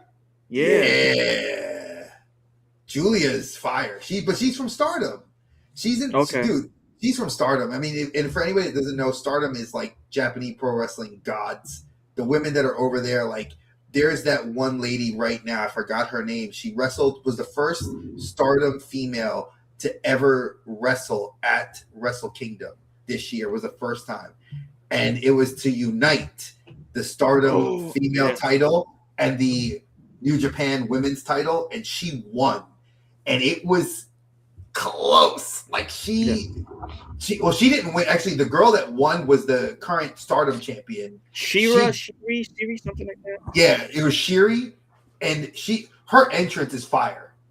Like, I cannot lie. Like, if she came to WWE with that entrance, chef's kiss.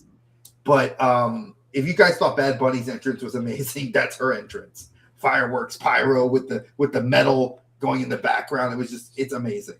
But again, I need to see more, and we'll see over the coming weeks who's going to fill the Elimination Chamber. Let's go to the next one.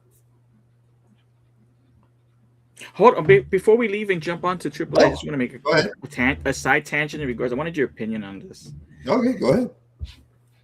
I was watching MLW, I was watching AEW, I was watching Ring of Honor, and then I watched WWE.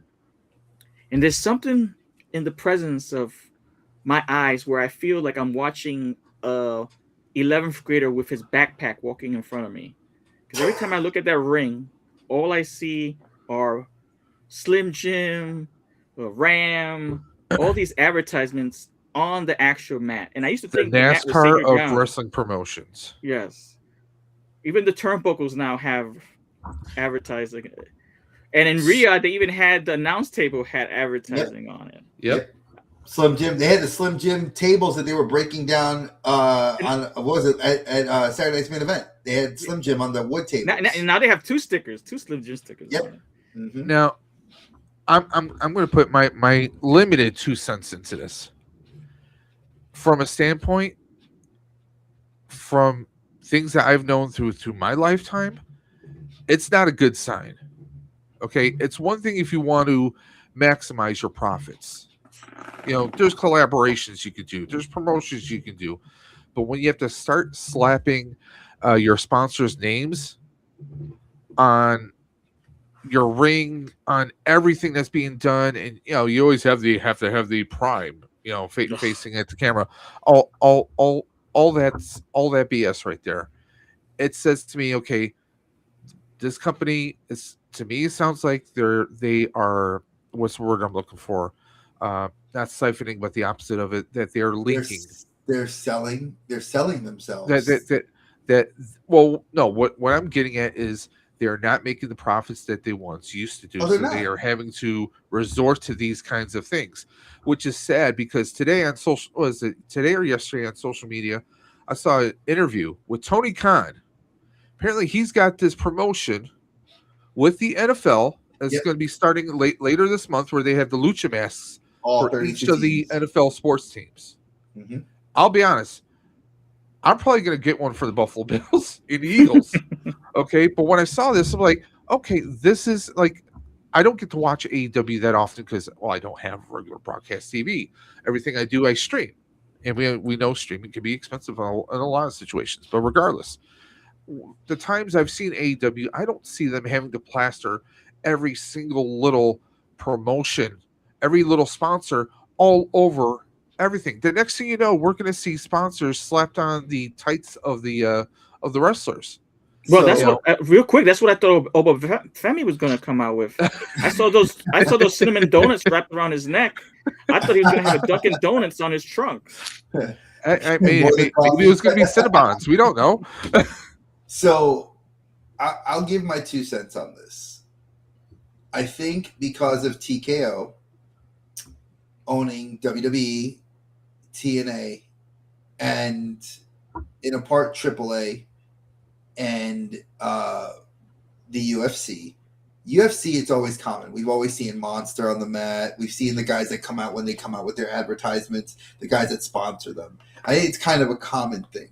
And I think TKO as a brand kind of wants to carry that through to all the IPs that they have, especially the AAA. For anybody that doesn't watch CMLL, AAA, while the matches are going on in AAA, you can see that they advertise like Ovaltine and lawyers and doctors, and they'll put all that, and then even on the ring mats themselves. And now that WWE owns the IP and is having a lot of people down there, those advertisements are leaking down to there. So a lot of Mexican brands are getting on there as well as American brands, which I think is good and bad. I think for AAA it's good because it gets more eyes on the product.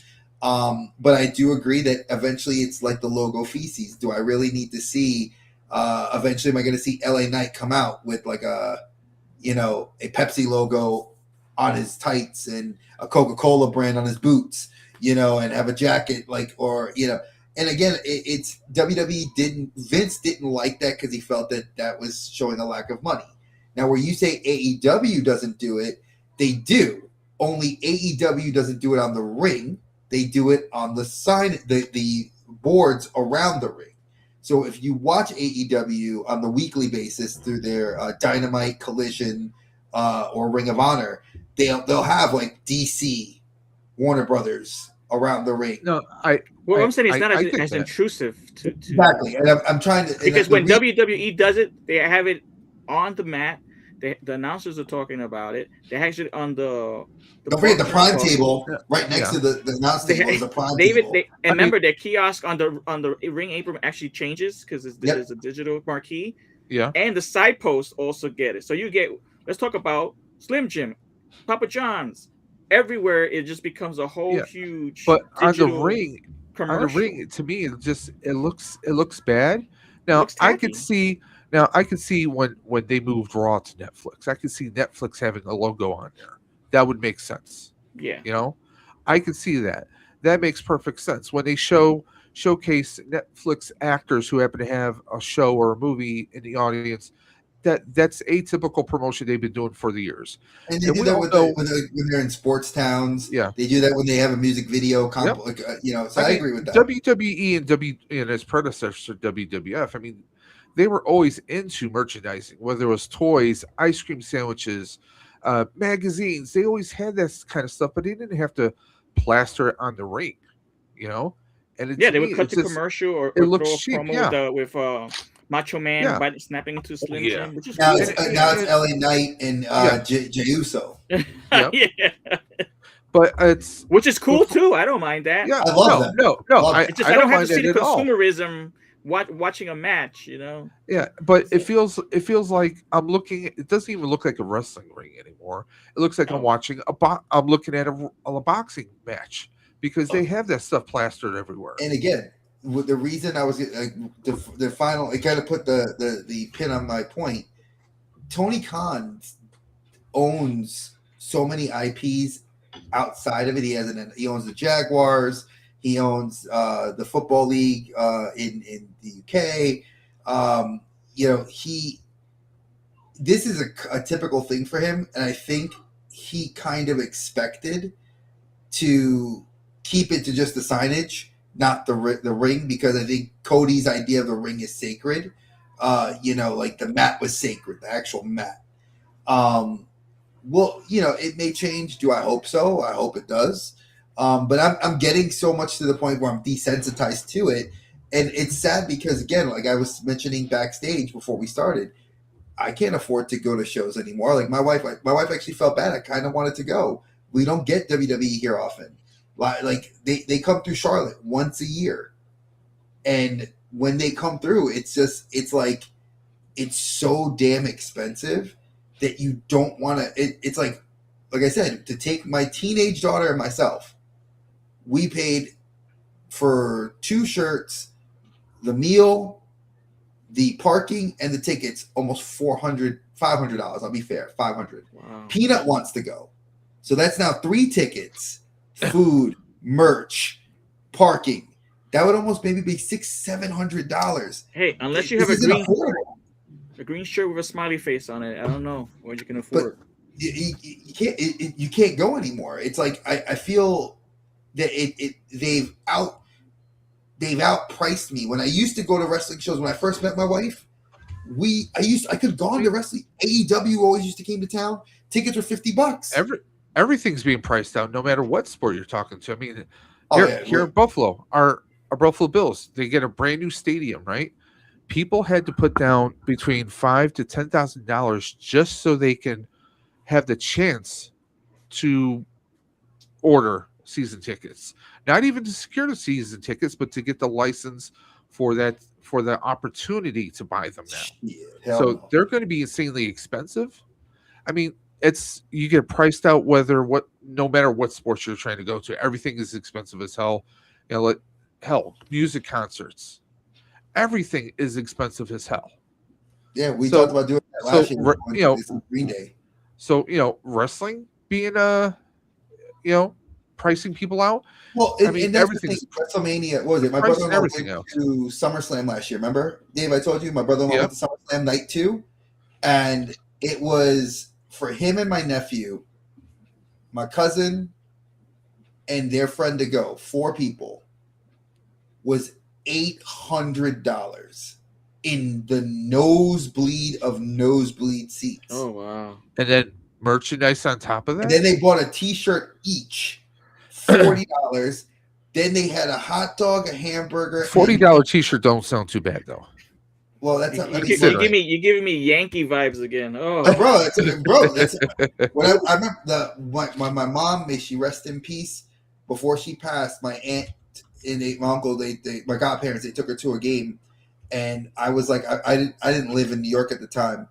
I was here in North Carolina, and they took my mom. They let my mom go up there for the trip, and they got me at the inaugural when they opened the new stadium for the Yankees. I wanted a hat and a jacket. I still have them. And that was like, my aunt told me how much it was. The price tags were still on it. I was like, holy shit. Like the hat was $75. The jacket was $200. And that's just, I believe it. Lukewarm basic merch. That wasn't getting like a jersey, wasn't getting anything. I was like, we've gone here. Like Carolina Panthers jerseys, you go to Dick's, you go to, well, we don't have like any other sporting goods stores here, but you'd either go to like Dick's or order it on Fanatics online, and then you're going to pay whatever it is. Like even my daughter's F1 jersey, she likes F1. I don't consider that a real sport, but it's a sport. Fucking $70 for a jersey for a teenager, 70. Like it's a lot. So it definitely is there. But let's go back let's cover AAA because AEW this is only one match I cared about, which was Dominic Mysterio versus El Hijo de Vikingo, Omos at ringside. Omos is, I don't know the other matches that are going on right now, and the actual show started about 30 minutes ago. WWE, Corey Graves does the commentary. Undertaker, I think, had books, which I think is an insult to Conan. Because I'd rather have really? Wow. Yeah. They admitted it on Cody Rhodes' recent podcast. Jey Uso said that Undertaker is the head writer for AAA. Really? Conan's a consultant, which is a huge insult to Conan. Only a consultant?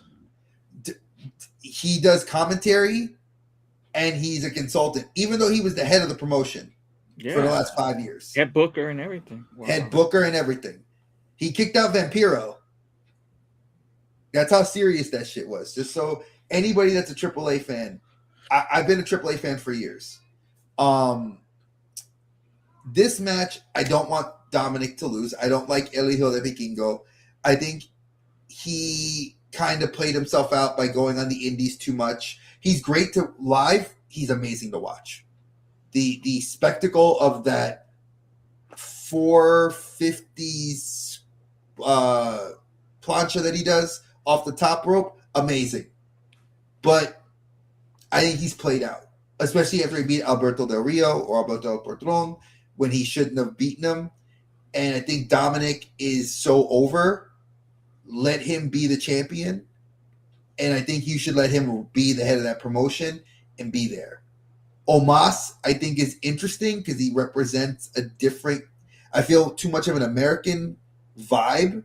Kind of like how in Japan, I don't like seeing too many Americans wrestle, but it's the case of New Japan and All Japan and everything else. I don't know what you guys think. I love his name, El Sucio de los Sucios, because Dominic is just Dirty Dom. Dirty Dom, yeah. But what do you guys think about Dom? Should he drop the belt to Vikingo? Should Omos be a factor in this? Who do you think would come out and possibly defend? I mean, because JBL's on commentary with Corey Graves, just to let you all know. So JBL and Corey Graves do commentary with Conan. Well, JBL, that's not saying much. JBL's not bad. He's not good. He's not good, but he's not bad. I liked him on color commentary when he was on SmackDown.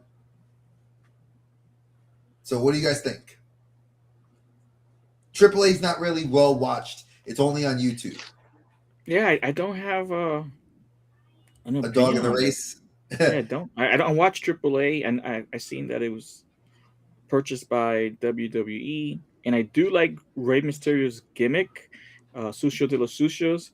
You know, if you want heat, he has it, man. He's Dom's got it yeah, all day.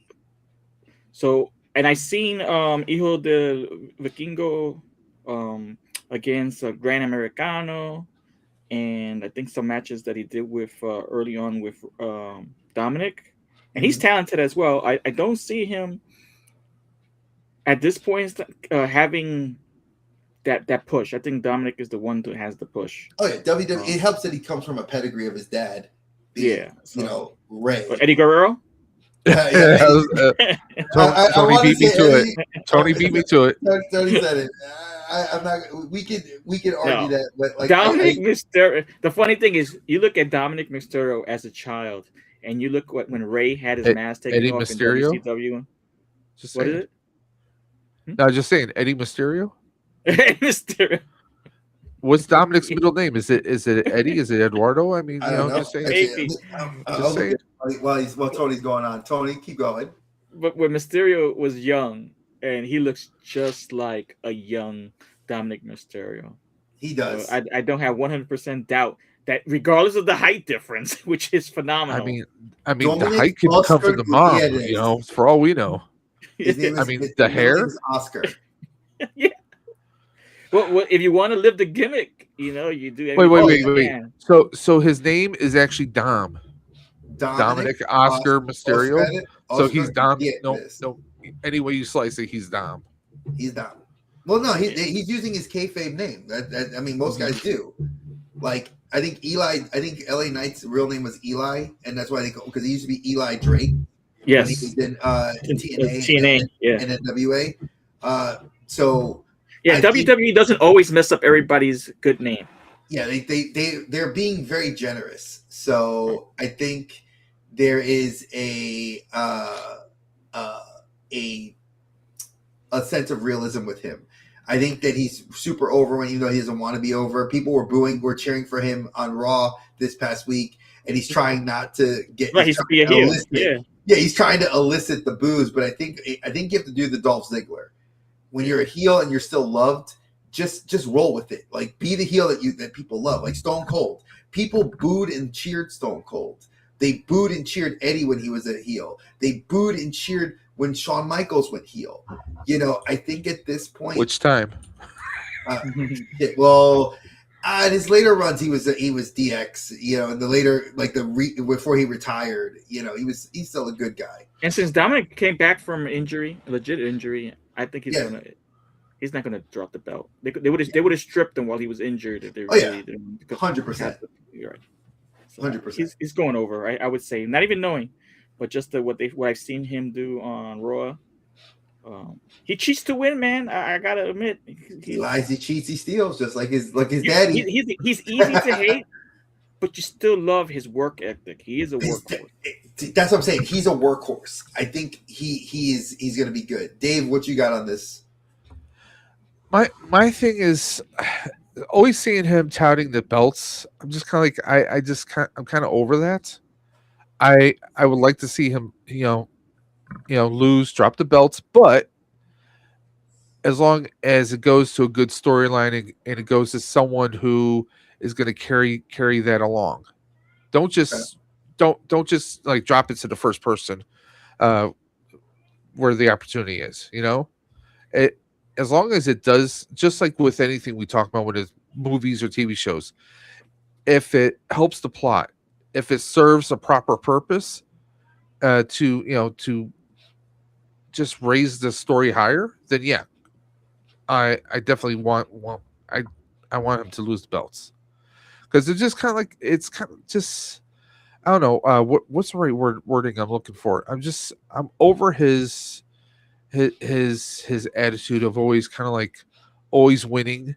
You know, I just kind of want him to just lose. You know, it adds a little bit more realism, more reality, more. I don't want to say humanity, but more. Well, it builds character to the story. Yeah. Like you're saying, it builds. It's like WWE. I mean, it builds like the whole Sami Zayn losing for next year to get the big win. I mean, he's a double championship, but what's even better than a double championship? The champion who loses everything, but then he has to work his way back, struggle Well, and again, fighting back. but that's the That's face just me. storyline, not a heel storyline. So the heel, if a And heel, hey, loses, Maria, if a heel, Well, the loses garbage storyline was when he dropped the belt to Cena, and then for Cena just to get that accolade, and then we giving all it knew back that was to coming. Dominic.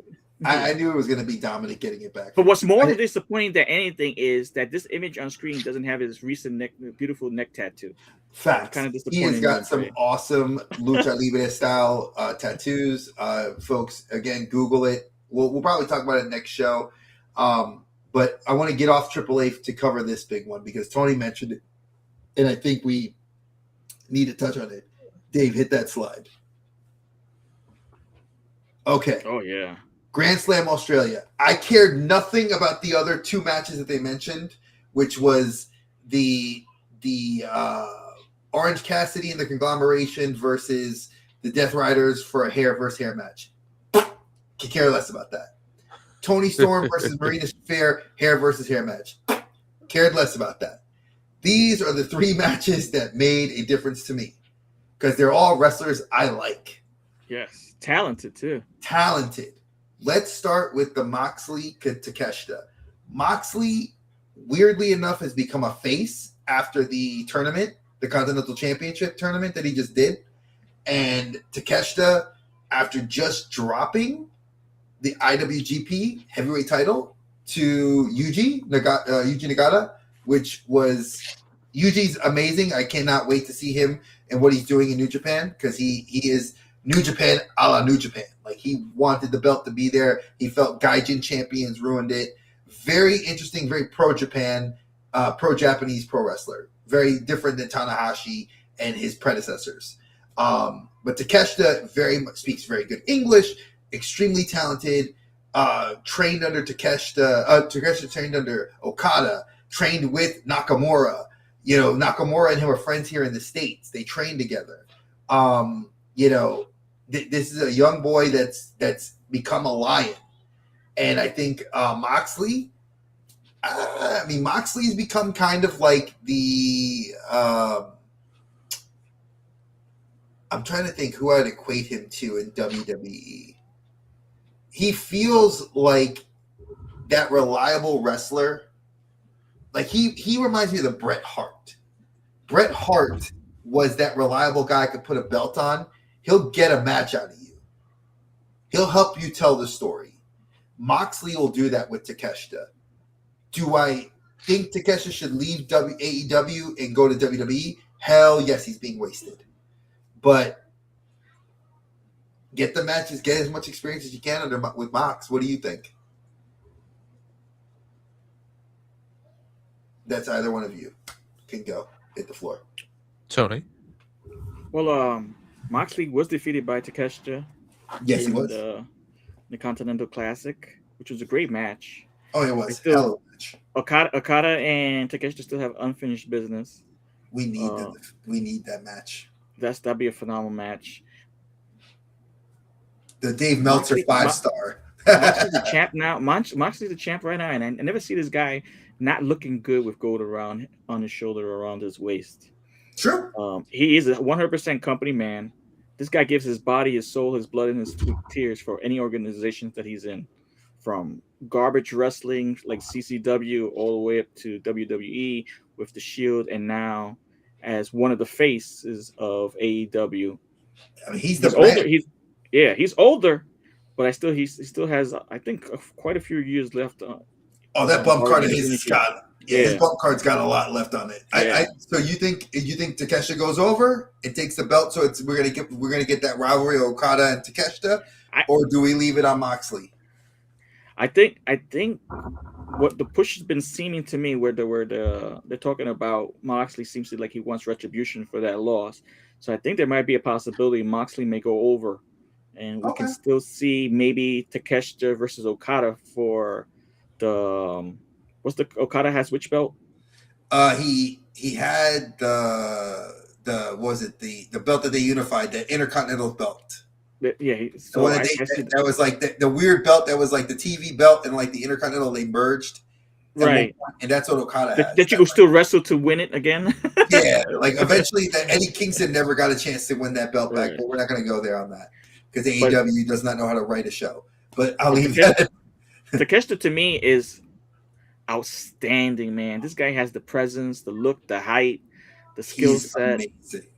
I mean, I'm surprised that he still doesn't have a Jazzware action figure, because I would have brought it up just like I brought up Can we Okada's. say I've been looking for one because I heard that they made one. I think in the most recent wave they made one. I just can't find. I know it. Okada came out with one. I didn't see anything. I have his. Okay, yeah, definitely gotta get that.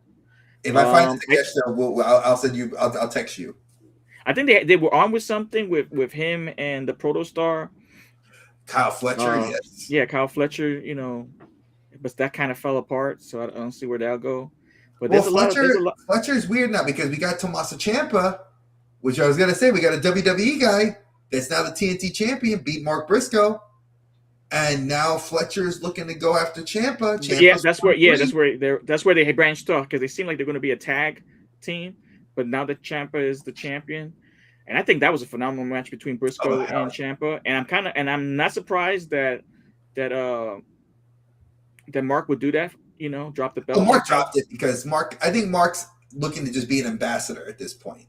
Jay was, may he rest in peace, Jay Briscoe was, I met Jay Briscoe in person here in Charlotte several times. I got to take pictures with them. I met them when they fought the Bullet Club. Jay Briscoe was a hell of a talent, a great guy. Now, his personal feelings aside about what he felt about people in different communities, that's fine. But Mark was the comedic sidekick to that. To give him the push to win the ROH title he got, I think it was great. But I think the fact that he dropped that belt to Ciampa was a nice way of saying, welcome to the company. I'm going to pass this off to you. Because I think they need to let him get his stuff in because WWE didn't let it happen. And that's my feelings exactly. How WWE dropped the ball with Karrion Kross, how they dropped the ball with Ciampa, MLW and AEW have righted their wrongs from their historic and legendary. Man, these guys are vets, man. From Kross to Ciampa putting in and not getting the accolades that they deserved, and now to having a different promotion and getting it like off the back, man. I'm really proud of Ciampa. The promo he cut was wonderful. And, hell yeah! And he's a fierce, heel. But when he's on his good side, you can see that he's a legit, honorable person. But what we got on the screen right now, I'm going with Moxley. Okay, so Moxley retaining the belt. I'm gonna go with Takeshita going over. That's my feel. So Dave, I know you don't watch a lot of AEW, but from what we've said. And what you think about what you know about Moxley, you did watch WWE. What do you think? Yes. I mean, as far as not having a horse in this race, because I'm not all that up on AEW, I agree with what you said about Moxley. He's that brawler. I mean, he was a brawler when he was in WWE. But also, I mean, you can have a brawler, but I mean, sometimes the best brawlers are to set up the next best champs. So I'm going to lean towards the what was his name? Takeshita. So I'm going to lean for him on that one. Oh wow, okay. Hey, I'm with it. I like Takeshita. Konosuke is. But I gotta admit, Moxley has also included mixed martial arts. Yes, he has. He has that. He definitely stepped up his repertoire. Yeah. So okay. Now we're not going to go to the main event yet because I think these are the triple. This is like a triple main event show. Great, and now obviously I have to talk about the elephant in the room with Andrade and Hangman Adam Page. For those of you that don't know, if you are fans of New Japan Pro Wrestling and Ring of Honor, back when it was Ring of Honor by itself, Hangman Adam Page was in the Bullet Club with a former Bullet Club member who is now kind of blown up on the independent scene in Marty Scurll. Marty Scurll, who was the villain. I have my several villain t-shirts. When they had the Me Too movement coming out, there were some things that came out about Marty. And Marty kind of got ousted out by the big companies. WWE wanted him, they wouldn't touch him. AEW wanted him, they won't touch him. So Page has a picture that has surfaced online recently of him hanging out with Marty Scurll. And it's everybody's kind of feeling that Hangman's maybe kind of gotten himself into some trouble. Regardless of if that is the case, Andrade has been putting on banger after banger match in AEW and in CMLL. And that match he had with Kenny Omega this week, woo! Mind you, the cheating at the end of it ruined it for me, but the fact that it's him against Paige, the former champ, I'm going to go for Andrade. I think Andrade, and I'm going to say this honestly, I think Andrade takes it, not just because of the work ethic. I think he takes it because Hangman's got in trouble. That's my hot take. What do you think? All right. I think the Don Callis family, man, they've gotten some banger after banger wrestler to join the crew. Andrade just going over. Well, this is situations behind the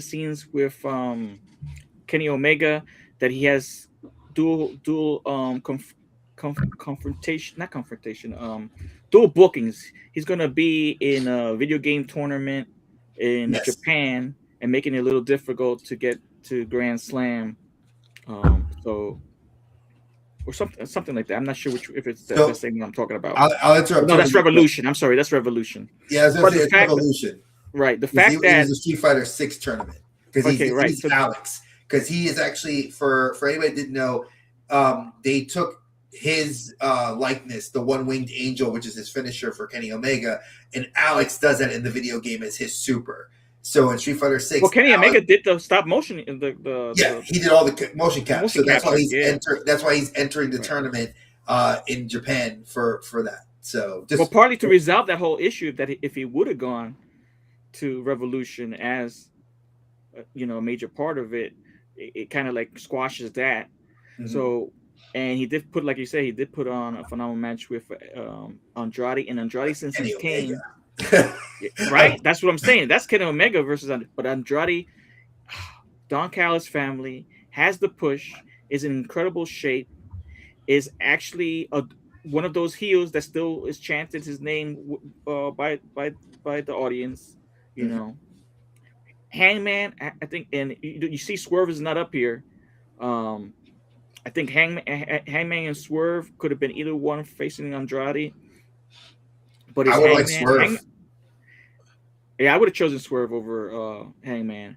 But Hangman still is, like, I don't know if it has to do with part of it with what you're saying, but he is part of, the face of AEW. He is, and he was the workhorse champion. I mean, he had some banger matches with Moxley, AEW All In Texas, winning the belt in the main event, in a cowboy winning the belt in Texas. Mm-hmm. But with all that being said, that he is the face, Andrade has come in with so much momentum. And he needs it. He needs it because of the whole Charlotte Flair divorce. Right. He needs a win. So he does. He's been getting digits ringside, So I'm saying he is. Listen, Andrade's got. It's the hair. Let's be honest. It's always the hair. His English isn't all that great. Which again, I say this as a wrestling fan. Somebody I'm gonna take a side quest for a second. There was a guy posted that does, how many people in wrestling don't have to speak the language of the wrestler, but when you let them cut a promo in that language, you understand. My wife would be proud of me to say this. You understand the context clues of what they're saying. How many times do we have a guy that'll, like Asuka, will cut her promo? Oh yeah. And I speak fluent Japanese, so I get it. I'm fine with that. I say Asuka, don't even make her speak the fake English that they force her to speak. I know. Just let her do the Japanese promo. It's powerful. He gets a point across. But Shinsuke, when they started letting him do his promos in Japanese and then they put subtitles, it works. They make it so. Somehow W still has that old classic Japanese, like, they're not our thing. They're not for our demographic. So they still are that comedic aspect to it, which is like I could take it or leave it.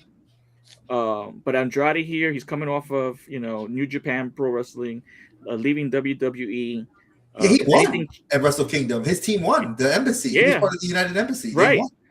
So and also the fact that we could look at what happened with Ciampa as well. So if this is any context clues, I'm thinking Andrade is also going to win over Two him. former NXT champions taking titles. I could definitely see that. Dave, what do you think? This middle one, I'm glad he's in the picture. I'm Oh, yeah, gonna go for that's a big Hangman. one. Hangman. That's my vote. Really? Yes. Going for Hangman. Okay. I'm impressed with that one. I feel like Andrade has got and maybe the two Latinos in the room we're pressing for our boy to win, but I think he's got the momentum more than Hangman. Hangman's got a little bit of a negativism with them, and then the fact that he won, that they threw him to throw into Jet. What do they call them? The Trios champion. The Trios Jet Set champion. Rodeo. Jet Set Rodeo, which is, oh Lord, because they're all gamer nerds like us. But interesting. I like that team, man. That's a great team. But the real reason why they became champions is because Powerhouse House was leaving anyway. Yeah, Mr. Royce Keys, Powerhouse, has joined us over on the greener side of the grass. Now, supposed greener side. Well, yeah. Again, interpretations to any of the wrestling fans in the universe out there. I mean, I love WWE, AEW. I love professional wrestling, so I'll watch it, whatever it is. This story, obviously, with Brody King, I'm gonna go a little political for 2 seconds. If you watched Dynamite this week for the Eliminator match, by far one of the most, it gives me the hairs on my arms are standing up when Brody King, for anybody that doesn't know, is a huge proponent against ICE. And he had a T-shirt that said "fuck ICE" and ice chips or ice cubes. I'm asking. You know what I'm talking about. Exactly. Ice cream, you scream. They all were chanting, and they said MJF actually came out recently in an interview. I think it was the next day. He says it takes a lot for the heel to break character middle of the main event match for them to go and just like look at the arena and not have the crowd get bleeped. Because they're on TBS and they didn't get bleeped. And they stream it on HBO Max. And that was huge. Brody King, former Ring of Honor World Champion, former multi-time tag champion. The guy has got the push. Do I think he's going to beat MJF? No. Would I like him to beat MJF? Yes. I would be very surprised if they gave him the belt overseas instead of here in the States. It feels more relevant to give Brody King that belt here than it would be in Australia, where there's no such thing as ICE. But again, that's my hot take on this. Obviously, my pick for this will be MJF going over for obvious reasons. They're going to want to push MJF, who just actually slaughtered on Twitter Andrade when he says, "You really don't want to be talking about wives. How's your divorce?" I'll leave it. I'll leave it at that. I'll leave it at that for me. Tony, then Dave, what are you thinking? Man, MJF comes back, defeats four-way with Samoa Joe, Swerve, and then MJF and Hangman. Just coming back. He gets it. This guy, he's Tony Khan's boy. I have to admit. 100%. This guy has the mic. Oh man, we're talking about CM Punk having some mic skills. This guy does it in reverse because he knows how to mark out everybody. Oh, he does. But he's not a mark himself. That's what even makes it better. I seen guys like him. This is MJF. I seen like, I'm from New York. He says, I seen guys like you all the time, and they don't scare me. You know who they are? They're the homeless. He's got that Ric Flair charisma, and he's got like that asshole persona of like a Vince McMahon heel villain. You hate him, but he's over as a villain, as a heel, and it works. Right. So, with all that being said, Brody King, man, I love this dude. This guy needs gold. He had gold with Brodito. He's a beast of a man. Um, in a real like unscripted thing, I think he would dog the crap out of MJF. Dog This is walk not him, what. yeah. Yeah, this is not what the reality we're going with. And it's, what you said makes sense to me in regards to not dropping the belt in Australia to Brody. I'm going MJF with the win with, of course, some not kind tactics where Brody King is Are we unfortunately talking, injured. Yeah. Are we talking one of these? Yeah, Yeah, I can see something that. similar to that, or the ring, something. Oh well, no, he lost the ring to Bandito. Yeah, but he still has rings. That's true. That's right. He has like 4 more. Yeah, so he's won all of them until Bandito won. All right, now Dave, I know you probably don't know either of these guys. MJF maybe a little bit more because I do know of MJF. Well, yeah, because he's a okay culture icon. But Brody, Brody King, I mean, anyone who doesn't, even if people didn't know wrestling, they would probably recognize him from Happy Gilmore Part 2. But he was one of the sons of Happy Gilmore, but I do know that I do know of him from wrestling. Now, coincidentally, I just saw something on social media where he came across another villain of the wrestling world, Seth friggin' Rollins. So it's kind of like, these are kindred spirits. So, and I'm going to say this, I'm going to go with MJF. Nice. I mean, let's be surprised on Wednesday. I mean, sometimes you got to go. Pardon my use of language. Sometimes you got to go with the asshole. Oh, sorry, I'm wrong. It's on Saturday, and you're right. You do have to go with the asshole. But he's our asshole. That's what they said. Like, it was a gimmick when he was actually face. People are like, "Whoa, hold on a second. I thought Christian Cage was our asshole." Well, he's our asshole now. Whoa! Because let's also mention this. We know next week or this coming Wednesday they're going to be in Toronto. We know that there's a tag team eliminator #1 contenders match. I mean, there's 2 guys. I know one thing just finished wrapping up for him, which was Percy Jackson. And the other guys has kind of been sitting on the side. I mean, could we see, for those with the benefits of flash photography, do we see ENC come back for getting that final run? I mean, this is Edge's last year. He said he wants to finish out the year. He retires at Wrestle Dream in November. That's his last match. Can we see them come back? Possibly. I'm gonna have to wait and see on Wednesday, but I'm interested. They do need revenge because what happened to Beth Phoenix and all the other stuff. Oh God, yeah, she got mollywopped by FTR. But do you see Brody King as a long-term singles competitor, or more so that he's more of a tag partner? I see him being a singles wrestler now because of and it must sound really bad. I look at Brody King, how we did why can't is his name suddenly just the Maharaja? What was his name in WWE? The Maharaja beat Randy Orton for the title. Not sure. Is it? Why is it? God, I know one of my friends loved him to death as a wrestler. If you guys know who I'm talking about, it's like his name just totally like flew out of my brain.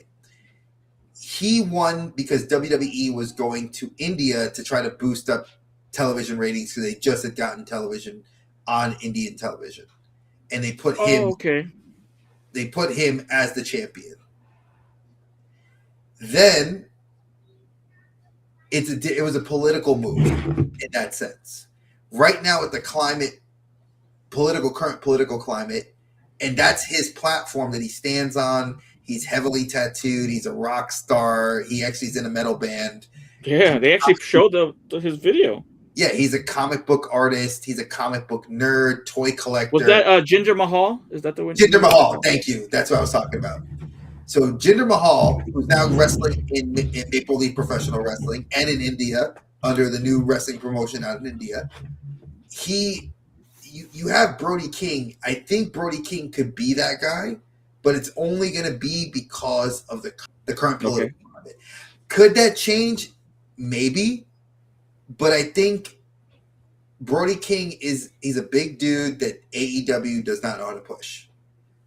Wardlow, Samoa Joe, Powerhouse Hobbs, they don't know how to push big men. Lance Hoyt, Lance Archer, they don't push big men. Okada, Eddie Kingston, big guys don't get pushes like that. So I don't see him getting that kind of push unless AEW lets Dustin Rhodes, Billy Gunn, any of the other guys that he has in the back write for him.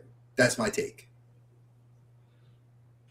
At least I believe that. I would love to see it be different because I think we need a different person. But MJF right now, that guy's money.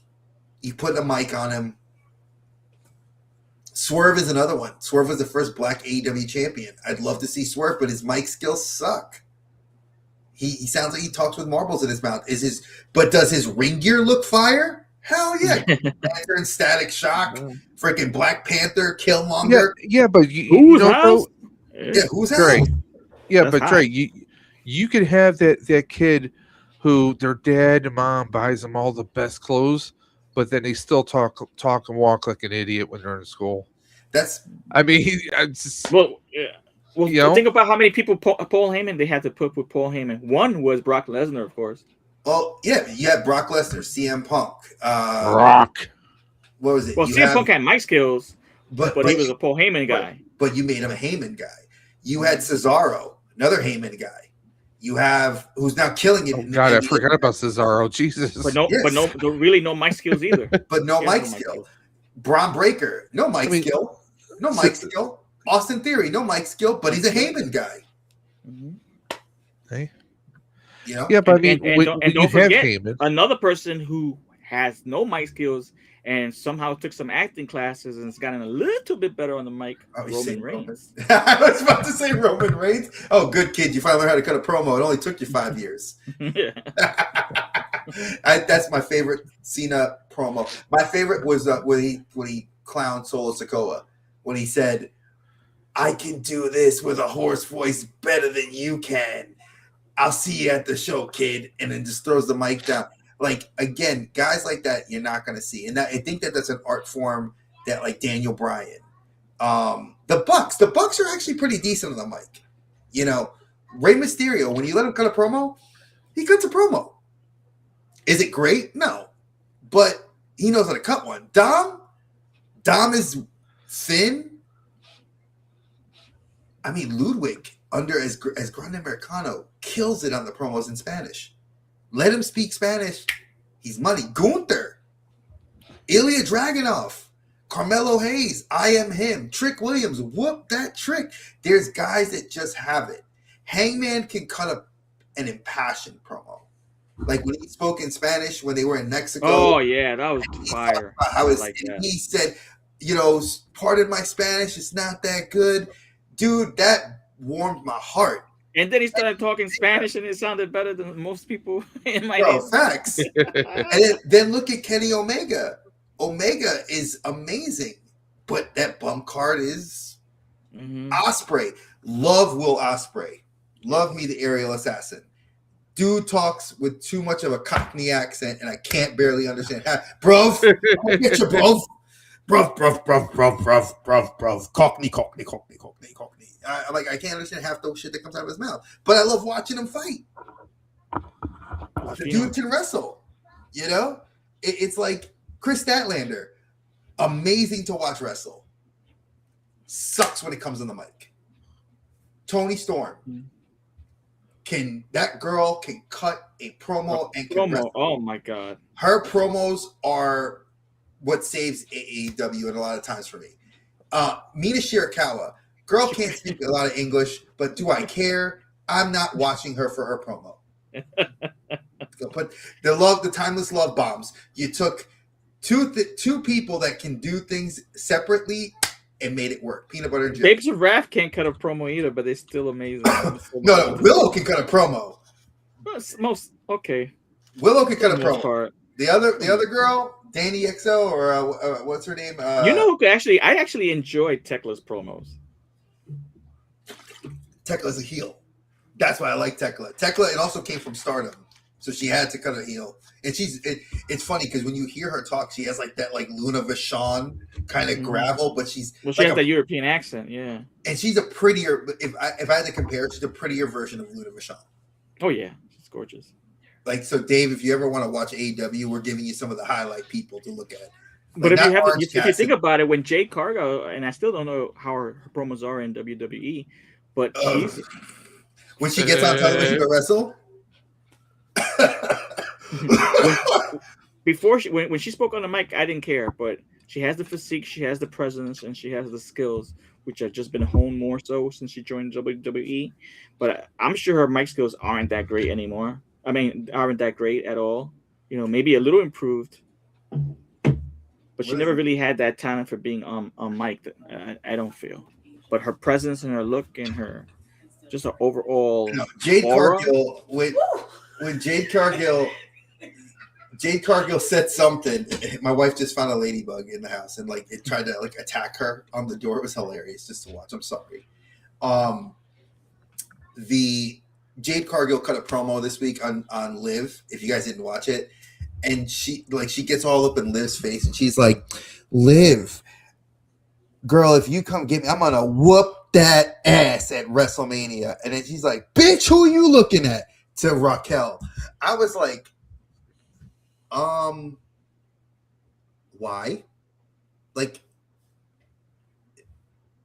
you don't show up on TV to wrestle. You do photo shoots. I said it to my brother-in-law. I said, if you needed to have Storm be a real life person, that's Jade Cargill. The physique, the body, everything. It's Storm. Yeah, she's beautiful. But she can't cut a promo and she can't fucking wrestle. She's Ahmed Johnson in a woman's body. Damn. In regards to not wrestling, I don't agree with 100% with that. She beat Tiffany Stratton, and Tiffany Stratton's a way better wrestler than her. Hands true. down. She is a better wrestler, but I'm not saying that Jay can't. She has some really nice power moves. Okay, she could do a power bomb. And that savant kick, that the axe kick, she does really well. I don't mind her being my champ at all. Again, but it's eye candy versus which eye candy do you want? Well, Tiffany Stratton to me is eye candy as well. But that's what I'm saying. But which eye candy do you want? Do you want the eye candy that can wrestle, or the eye candy that eye candy versus execution? Would I rather have Bret Hart or Shawn Michaels? Prime. Bret Hart, both can wrestle. Bret Hart prime. But Bret Hart in his prime is by far the better wrestler. Who would I rather have? Raquel Rodriguez or Chyna? Chyna in her prime. Raquel. Chyna in her prime. Chyna in her prime was better than is. I think Chyna in her prime is where Rhea Ripley is now. Where Raquel is trying to get to.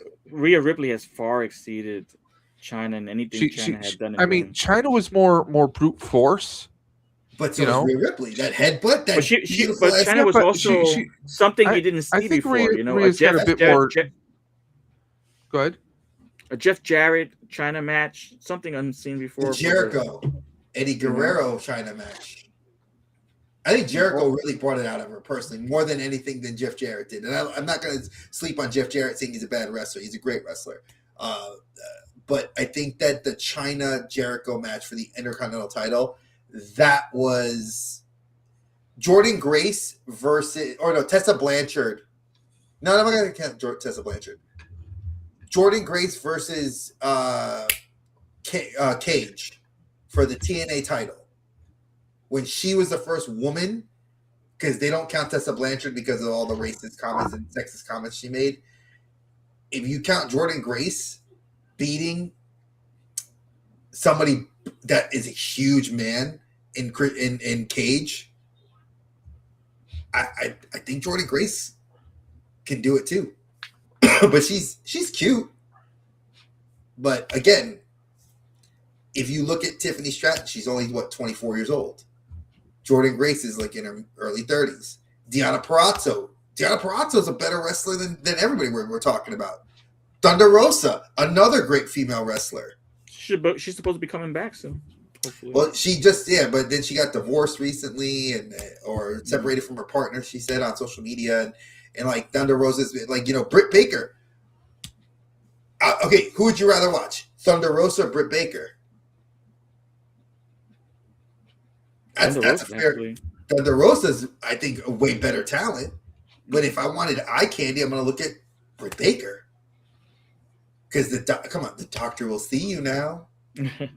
I mean, they're not both, not saying either woman's not attractive, but, again, it's where you have to put them in that category of like, who do you see? Like Obafemi? Do you want Obafemi as a champion? Like you said earlier, Obafemi is specimen. Great guy to watch wrestle. But do I want him or Braun Breaker? Who's been putting in more work? Braun Breaker. Braun Breaker. But Breaker deserves the shot, right? I would put Breaker to be so champion. Speaking of which, we never jumped into that. Who you think came out and curb stomped Braun Breaker? Oh, we all know it was Seth. Or it's Austin Theory. I think it's Austin Theory. Yeah. It was Austin Theory. Working. That's what's all over social media right now. Yeah, because if you look at the goatee that came through, it's Theory's goatee. And that's kind of the setup for why I said it's going to be Theory, Seth, and Montez Ford versus Bronson, Logan Paul, and Breaker. Now I want to say something about Oba. Do you think that he's just going to be like his gimmick is going to start to wear thin after a while? Yes, like maybe 100%. I'd say maybe 8 months at least. Give it a year. I think this is the earliest. Give it a year. I think you need to give. See, the problem with Oba is you got to do like Drew McIntyre, a believable fight. Like we were saying, a believable fight with Sami Zayn and Drew McIntyre. It wasn't. Drew McIntyre outweighs him, outclasses him, outmuscles him. Roman Reigns against Drew McIntyre. That's a believable fight. Both men, there's a 20-pound weight difference. They're both equally strong. It's a different level. When you look at Obafemi, you need to give Royce Keys, Jeff Cobb, God, how many guys in WWE? Brock Lesnar, Braun Breaker, Trick Williams, Bronson Reed, Trick Williams. There's not many big guys. Or anybody in the MLW. Pretty much, yeah. Anybody. Or actually, NXT's got a lot of big guys now. You got a lot of tall guys coming out of there that are like big dudes that are like, I'm like, okay, maybe. But they're getting a lot, like Joe Hendry. Oh, wait, I forgot to say that. Congrats to Joe Hendry. 2 Scottish champions right now. Yeah, he is officially the NXT heavyweight champion, beating Ricky Saints, sorry, which, he deserves it. He needed to be NXT champion, but I don't know how long that's going to last, but we'll see. I mean, talk about gimmicks. I mean, let's be honest. Joe Hendry he's more of a gimmick person. I mean, not to say that he's a bad wrestler, but I mean, he's mostly known because of his gimmick. Let's be honest. Oh no, say his name and he appears. I mean, come on. I believe in Joe Hendry. I mean, it happens. It is the gimmick of gimmicks. I think when you look at it that way, but I mean, right now NXT's on fire. I think every wrestling promotion except for New Japan right now. New Japan has cooled off a lot since Wrestle Kingdom with Tanahashi's retirement and Naito leaving the company, Bushi leaving the company. Basically, all of Los Ingobernables have left the company except for Shingo, because I think Shingo Takagi is actually injured right now. And he was a former IWGP heavyweight champion. You have a lot of guys that are on the injured list. Lots of guys are leaving. David Finlay from the War Dogs. Who was the other guy that was in there? The guy with the B. We did say your name, Joe. We love you, Joe. We know you're looking at us. Oh God, why can't I remember his name? There was that young dude, the one that doesn't speak a lot of really good Japanese, but he bullet something. Oh man, it wasn't. Fuck, I can't remember his name. But if anybody's watching New Japan right now, they're suffering a lot with talent. And I think NWA as well. Oh, NWA, EC3. Yeah, he was trying to leave, and then you got Hammerstone over there now. They got a lot of older guys there that need to go. That do need to go. But right now, I don't. Their format is so like, it's bad. They do it like the old school format from like the 80s. Yeah, it's gimmicky, but it doesn't work.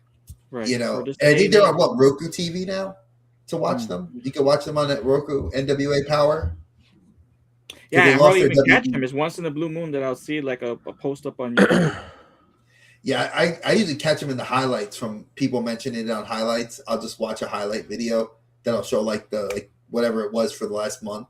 And MLW Fusion's new season is supposed to start up, so that's kind of exciting to see what they're going to bring to the table. Yes, Cesar Duran, our boy from Lucha Underground, he's the head of the company there. I mean, Paul Walter Hauser does a lot of promotional work and wrestles for the company. But again, I think if you guys are watching or looking for watching a good company, I think we kind of gave you a fair taste of what's out there. I know that I'm going to try to plan a show the week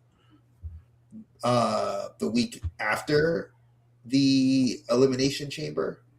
So depending on Dave's schedule and my schedule, we will definitely get in for Elimination Chamber, because I think when is the Elimination Chamber?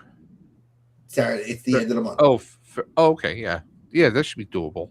All right, so we'll probably do it the week afterwards, because I want to talk about what's going on, and we'll at least have had Grand Slam Australia. We'll have a couple of shows. I like to build up a few wrestling shows because there's going to be a lot of things happen week to week. This podcast is mostly just for us to kind of hang out, talk wrestling with each other, with you guys. Again, shout out to Travis. Hopefully, we get him on the next show. I will give him the date ahead of time. Instead of kind of springing it on him like I did 2 weeks ago. Same with you, Tony. I'm glad you were able to come on, brother, because we love you. But I mean, we have a lot of great shows between now and then. WrestleMania being 2 nights, I might try to get since NXT is doing its show prior to that, I would like to see if we could either do a show the week prior to it or the week after, kind of like either doing WrestleMania predictions or kind of talking about the fallout of WrestleMania, because we all know that leads into SummerSlam season, and Money in the Bank. So we have a couple of good shows coming up, and if you guys like this sort of show and content from us, let us know. There are a lot of wrestling podcasts out there, small, big, however you want to look in the middle. We're not going to do what they do, which is tell you the news. We're going to talk to you about what is happening and what's just the fun stuff, what our opinions are, and kind of educate. If you're not like Tony said, if you're not a fan of AEW, that's okay. If you're a fan of WWE because the grass is green over there, great, go there, watch them. Wherever the product is and the talent is you want to watch, go support it. There's no tribalism. We have enough tribalism in toy collecting and in comic book collecting. I mean, there is some tribalism, right? There's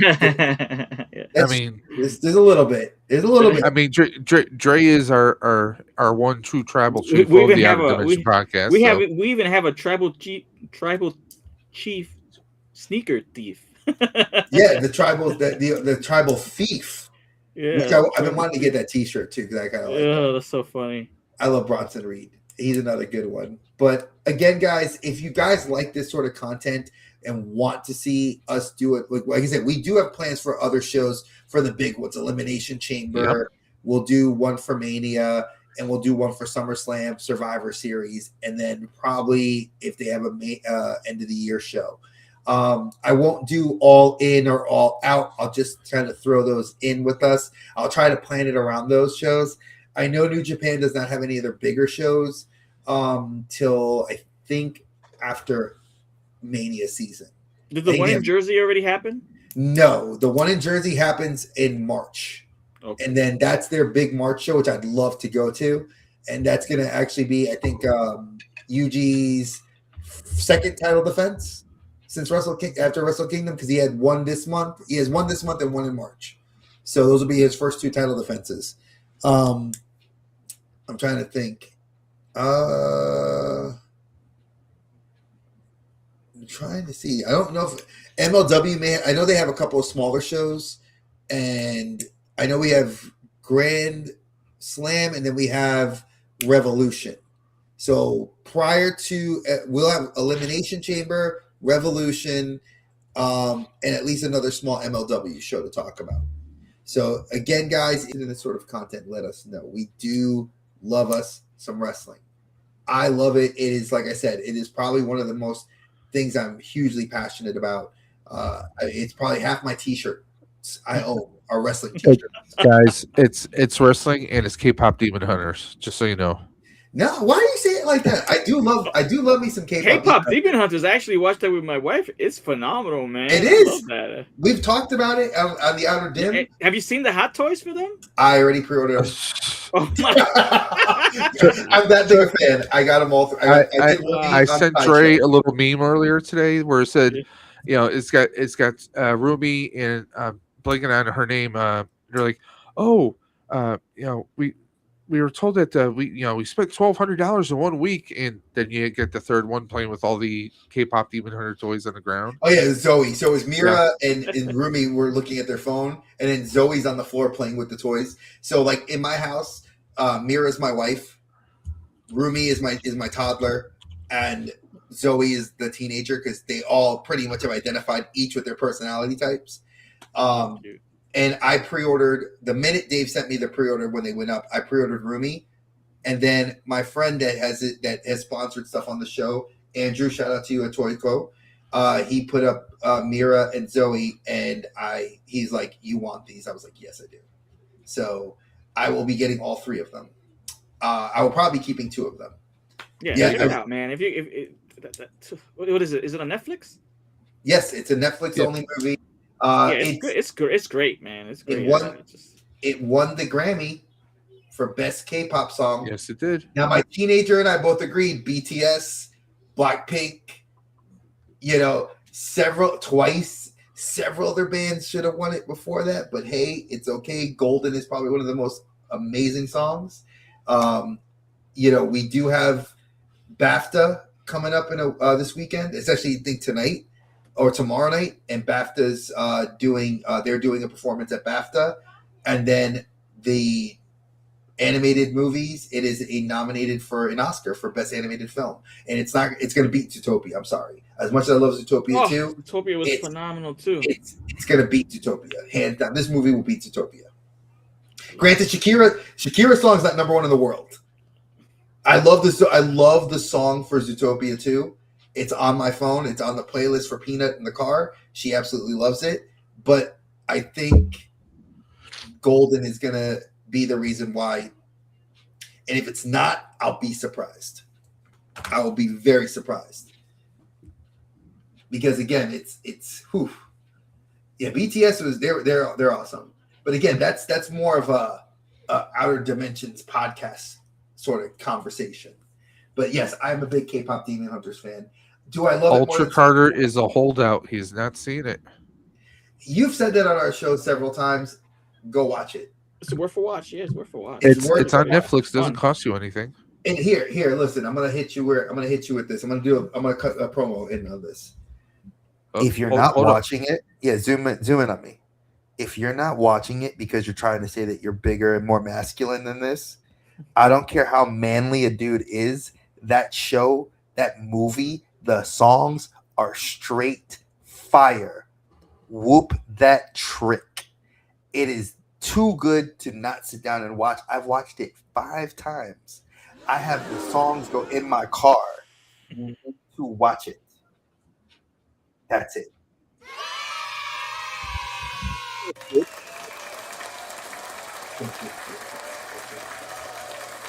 Because if you don't, I'm tired of people not watching it. You need to watch it. It's a good movie. Again, not shitting on Zootopia, but I did love the promo that Roman cut on Monday. Again, if you guys like wrestling stuff and you actually are a fan of professional wrestling, we do have a chat set up on Instagram. That's Wrestle Talk. It's just all we do is talk wrestling. We talk about the wrestling toys. We talk about pretty much everything in there related to all. Dude, I need that Rhea Ripley Ultimate, man. Oh, I missed out on it. I already missed out. Yeah. They screwed me on Entertainment Earth. They put her up, and I just got Stephanie Vaquer, and Lyra You got lucky. Lyra should be here Monday, and I got Stephanie pre-ordered. I missed out on the EO Sky, and I need to get the Ultimate Rhea, and I'm probably going to end up finding her at Walmart or Target. That's how I find them in person, man, because I missed out on the pre-orders too. I got you. You tell me, oh boy, I got you. Because I know if I don't got you, he got both of us. Because Dave will probably find it before I do. Because he'll go to Target and be like, "Oh, look." Yeah, it's Vakir and actually, my Targets have been buried. Oh, mine. I mean, the only thing that I've seen at my Target lately was the 3-pack with whatchamacallit, Orndorff, Roddy Piper. Yeah. The Orndorff Piper. I mean, that's like the only thing I've been finding. Like, was it last week? I went to Walmart. Nothing there. Yeah, my Walmart. My Target doesn't even have like a dedicated wrestling section anymore. Well, we used to have. It's just like they just have these things that have just been picked over for the years. It's nothing. Yeah, I mean, like up here in the Northeast, they really haven't been stocking anything here. Yeah, like I grabbed him. Oh, okay. All you go. And I found. Did you get your Drew with the Claymore? Yeah, I did. No, I didn't get the one with the Claymore. I got the. I was fortunate to get my Demolition. I did not. I didn't get. I haven't even gotten the Umaga yet because I've missed out on him too. So I do have the Dirty Dom, and I'm hoping I can get that Dirty Dom. But I have placeholders. Like I have the elites right now. Because I got pretty much everybody in the bloodline except for Sami Zayn. He's the only Ultimate I don't have. But I have Jimmy J, Roman, Solo, Jacob Fatu. I know is going to get an Ultimate, but you have to buy the ring, and I'm not buying the ring because I'm not paying $200 just for his figure. You actually can just wait because they're going to do it. Rhea's figure is a resculpt of the one that came with the ring for SmackDown. So just wait 6 more months and we'll get a Jacob Fatu. And then I'll have all the bloodline with Umaga as well. So, but that's pretty much, if you're not into wrestling toys, I know AEW is taking forever. You can get the Will Ospreay, not Ultimate, they call them Supremes. Thank you. The Supreme, yeah, that's a nicely done figure. Yeah, he looks really cool. And actually, my Cody, since I have a placeholder Ultimate for Cody, I have the Supreme Cody Rhodes. That's my Cody that I use right now. Yeah, that's a good looking Cody too. Oh, it's a damn good Cody because he looks good, except for the joints just aren't good to put. Like if I wanted to pose him to like look like he's doing anything, it doesn't hold up well. And I have Ultimate CM Punk, Ultimate LA Knight. My wife got me last year for my birthday. So we'll see. WWE's getting a lot. There's a lot of Ultimates that are getting dropped, which is very unusual because WrestleMania, they usually drop more of them closer to Comic-Con. And New York, and so it really was it. We get them at New York City Comic-Con. We usually get 4, and then we get at least 1 or 2 at San Diego. So hopefully we'll see some different ones. I know Tiffany. I missed the Tiffany Stratton one, which is the one I need to get. I didn't get I got 27, Ultimate 27, not the ringside, because the ringside exclusive was not. I'm not paying the markup price to ringside. I'm sorry. I used to, but now ringside just likes to rob you. Like $35 for Joe Henry with the title. I want the TNA belt to put on my Mike Santana figure, but am I spending $35 on a Joe Henry figure? Or just in case you guys is in the chat, and you guys, if you order from ringside, you can use code PATH, PATH, and you can save 10% off on your order. Oh, where's that from? So I can make sure I give a proper shout out. Is that for you, my brother? That's one of my buddies at Path the Collector on Instagram. Okay, you heard that, folks. PATH. Use that. And go to ringside tonight. Exactly. After the stream. After the stream, may I go there because I might actually have to get that. After the stream and before Clubhouse. Oh yeah, make sure. Because sometimes it's easier to put that code and save 10 rather than the free shipping one. Yeah, the free shipping. I don't care. The shipping is not that bad. They don't gouge you on the shipping. They gouge you on the prices because like they mark you up $7-8 for the. But yeah, depending on the figure and the character and all that. And they always sell out of the good ones. So right. But I'm definitely going to be getting a couple. I do need to get that Paul Heyman, the Defining Moments Paul Heyman. Oh, okay. I do not the Defining Moments, the Elite Paul Heyman, the new one that's with the two that's the Wise Man. Oh, the Wise Man. Oh, okay. Yeah, I need to get that one so I can put him in the. I want to get him beat up a few times. He needs to get some definitely. But yeah, if you guys, like I said, if you guys want us to do talk more content like this, join us on the Wrestling Talk. If you guys want to be a part of that, just hit Dave or myself up on Instagram. We can even do our top 5 movies featuring wrestlers. Doesn't have to be wrestling movies. Well, there's going to be a lot of Batista movies on that. Yeah, there's a lot of Batista. I think it's almost all Batista. I mean, we can do a Batista episode. We can do a Cena episode. I mean, we could do that. That deceased RVD and CM Punk have been in a couple of movies. Chris Jericho. Yeah. Terrifier. And he just did a TV show recently on Apple TV. Edge TV show. Vikings, yeah. Roddy Piper. Oh yes. He's got tons of movies. Roman. Frogtown, yeah. So again, if you guys are interested in this sort of stuff, Dave and I will do that, and we'll bring Tony and Travis on for that as well. Hold on a second. Let's not forget to mention the Miz. Oh God, and Dean Ambrose and Ziggler and Kane. All 12 rounds. 12 rounds. You had Cena, and then you had my boy Randy Orton.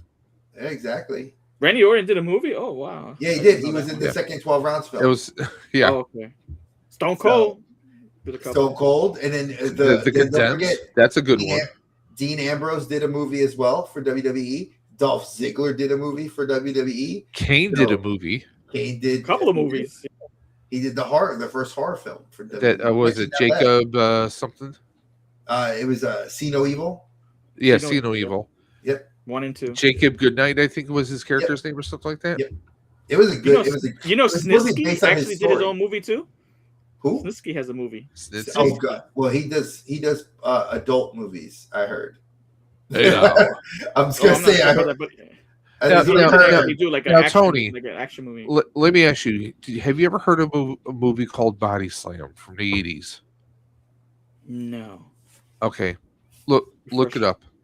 It's an old one with Roddy, Captain Lou, a whole bunch of wrestlers are in it. It's like this weird promotion that's being run with a rock band and Roddy Piper as one of the wrestlers. They're doing a rock and wrestling thing, and their manager is played by Face Man from A-Team. Oh, okay. It's a weird kind of 80s kind of movie, but it's fun seeing the wrestlers in there, just kind of like playing themselves. That's cool. And the wrestler had wrestlers in it too. The wrestler did have wrestlers in it. Mm-hmm. Well, we can't forget The Rock, right? You know, his outstanding flicks. Oh, Scorpion King? What? Hey, the highlight. Best CG. You need to watch Collision, Tony. Collision? My girl Statlander's getting beat up by your girl Tekla. Oh. I just caught a highlight from. I actually fancy Statlander a lot more than Tekla, but Tekla beast as well. For being such a shorty, man, her spear is pretty dope. Oh yeah, she facts. So I do have a couple of other things that we're just gonna briefly go over before we end for the night. You guys, I looked at the calendar. March 7th is the weekend after Elimination Chamber, so that will be the Saturday we will get back together. Dave and I are free if Tony is free, and if I just texted Travis, if Travis is free, we'll get the 4 of us together. If not, it'll probably be the 3 of us together again. I heard Tony charges for his appearances, so he might not be free. I mean, who said that? That's Dave. Just because I asked for a cookie. Listen, I'm sorry. I ate the cookies before the stream. I'm sorry. No, but Those we will Girl Scouts definitely. cookies are so good, man. I'm saying. Oof. Who are you saying? All right. So obviously next Saturday is Valentine's Day, folks. So I will not be doing a show that day. The week afterwards, I think Dave and I will try to get together and we will have another show for the Outer Dimensions movies, back to movies. Might be TV shows. I haven't decided what we'll cover yet, but Dave and I will go over the content and we'll pick something. We're going to cover Unreal. No, I'm kidding.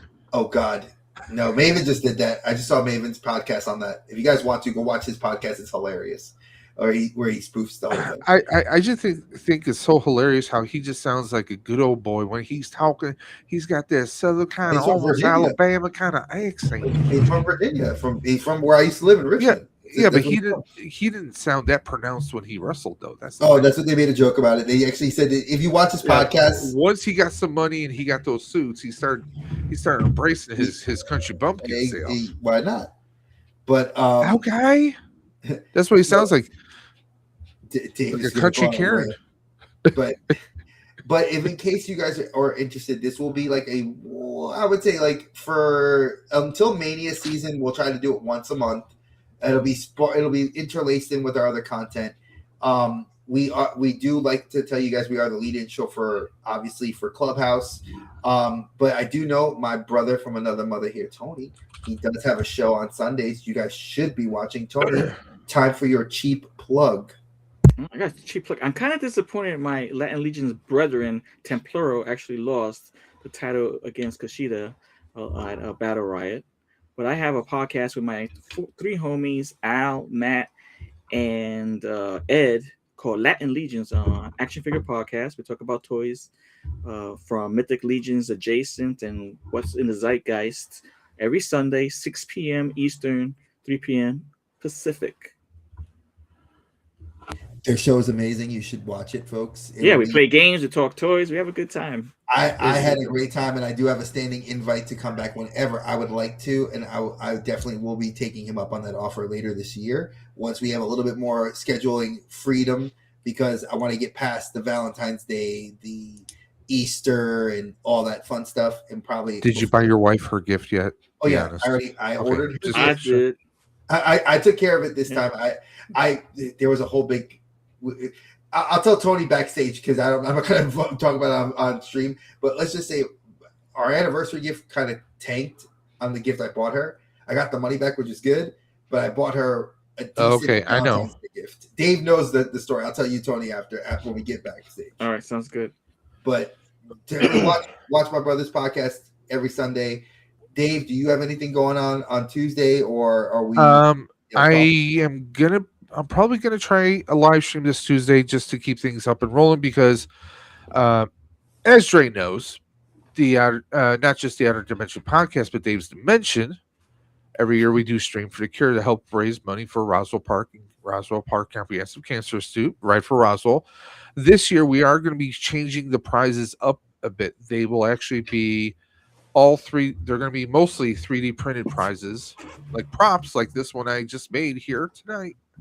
You gotta get yourself on screen because I see myself on screen. So Dave, make yourself bigger. There we go. Just printed this tonight. Oh, cool. And they do connect together, so it's going to be a functional prop.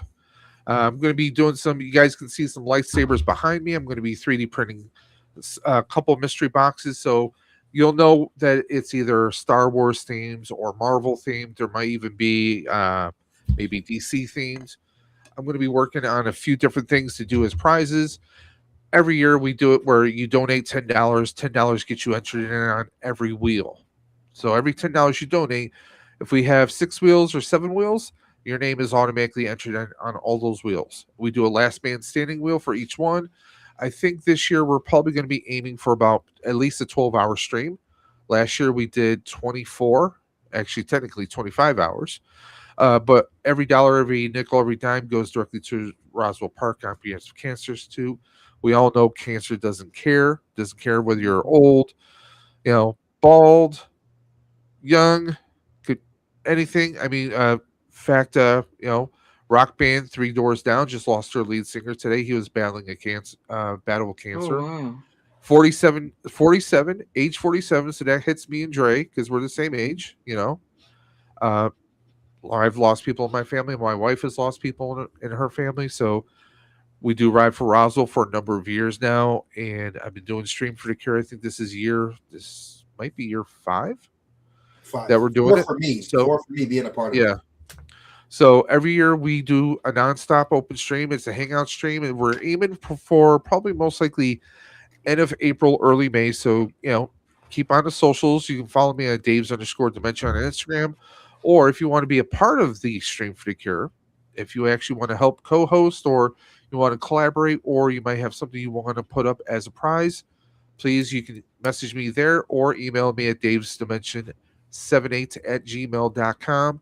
And of course, invites open to everybody who, if anyone out there wants to come and hang out, if you have a YouTube channel, Instagram, Twitch, whatever you have, please, it's going to be an open hangout stream that extends to you, Tony, and the rest of the Land Legion, and anyone else who wants to come hang out. It's just going to be a chill stream. Last year, we had Allison, the Retro Toy Princess, come on. We did a little bit of coloring. We just had a great time, and that's what it's going to be. It's going to probably run from probably Saturday morning until, maybe I'll do 16 hours. Who knows? Maybe we'll keep going until we just stop. Who knows? Last year we did like 25, 26 hours. And I will say this, that Andrew from Toyco, again, big shout out to Toyco. I spoke with him yesterday. He is going to be contributing an item. And you guys all know, if you're an anime fan, he does do import toys. I am going to be shooting for something, from him. I don't know what it will be yet. He always gives me the idea, and then of what he'll offer. So I'm going to work with him and see what options will be. So, little teaser about something else I'm printing to be done as the giveaway. I mean, how are you going to have the Daredevil clubs and not have Daredevil's cowl? Wow. So I'm 3D printing that right now. I thought that was mine. Honestly, I was like, Dre, no, you're on the wait list, man. You're on the wait list. Hey, quick question. I have a file for you. If I send you the file, would you be able to print it for me and we could talk more about it? I'd have to see the file, but most likely, I mean, I actually, those that know, this year I kind of converted over to being going into 3D printing heavily. I mean, I have 2 printers now. This is the larger one, so that's how I'm able to do the cowl and still have plenty of room in there. So yeah, I mean, I just have to see what the file is. All right, I'll send it to you later. See if yep. Yeah, no problem. I mean, if you can even attach the file as a email me davesdimension78@gmail.com. You send it to me that way, or if you just want to send me a picture to see what it is. I can do multicolor printing too. So if it's something that needs to be a little bit more complex, we can do multiple colors. I mean, that's where like the sabers and I mean half the other stuff I've been doing. Cool, man. Dre knows. I mean, this is 3D printed. Oh, that's awesome. I actually have I want one of those. So. He's a Whovian. If you're a Whovian, that's pretty cool.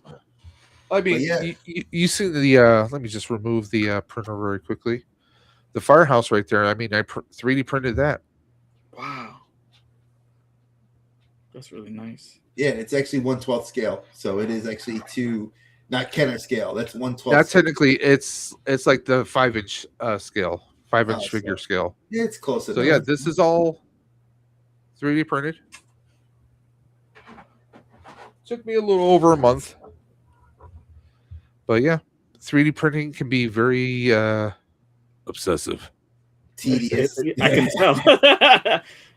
Oh yeah, I have. He printed out something for Lana for Christmas. Big shout out because she loved it. It's actually up in my room now. My wife has one. He 3D printed myself 2 things. I have my sign, the Geek Dad layer, and then I have a fantastic board he did. So I've been blessed. If you guys, like I said, if you guys are interested, just hit us up. We do have a lot of stuff for that. The Proton pack right there, all that's 3D printed. Yeah, he did. He put that together, and I was there witnessing the whole thing.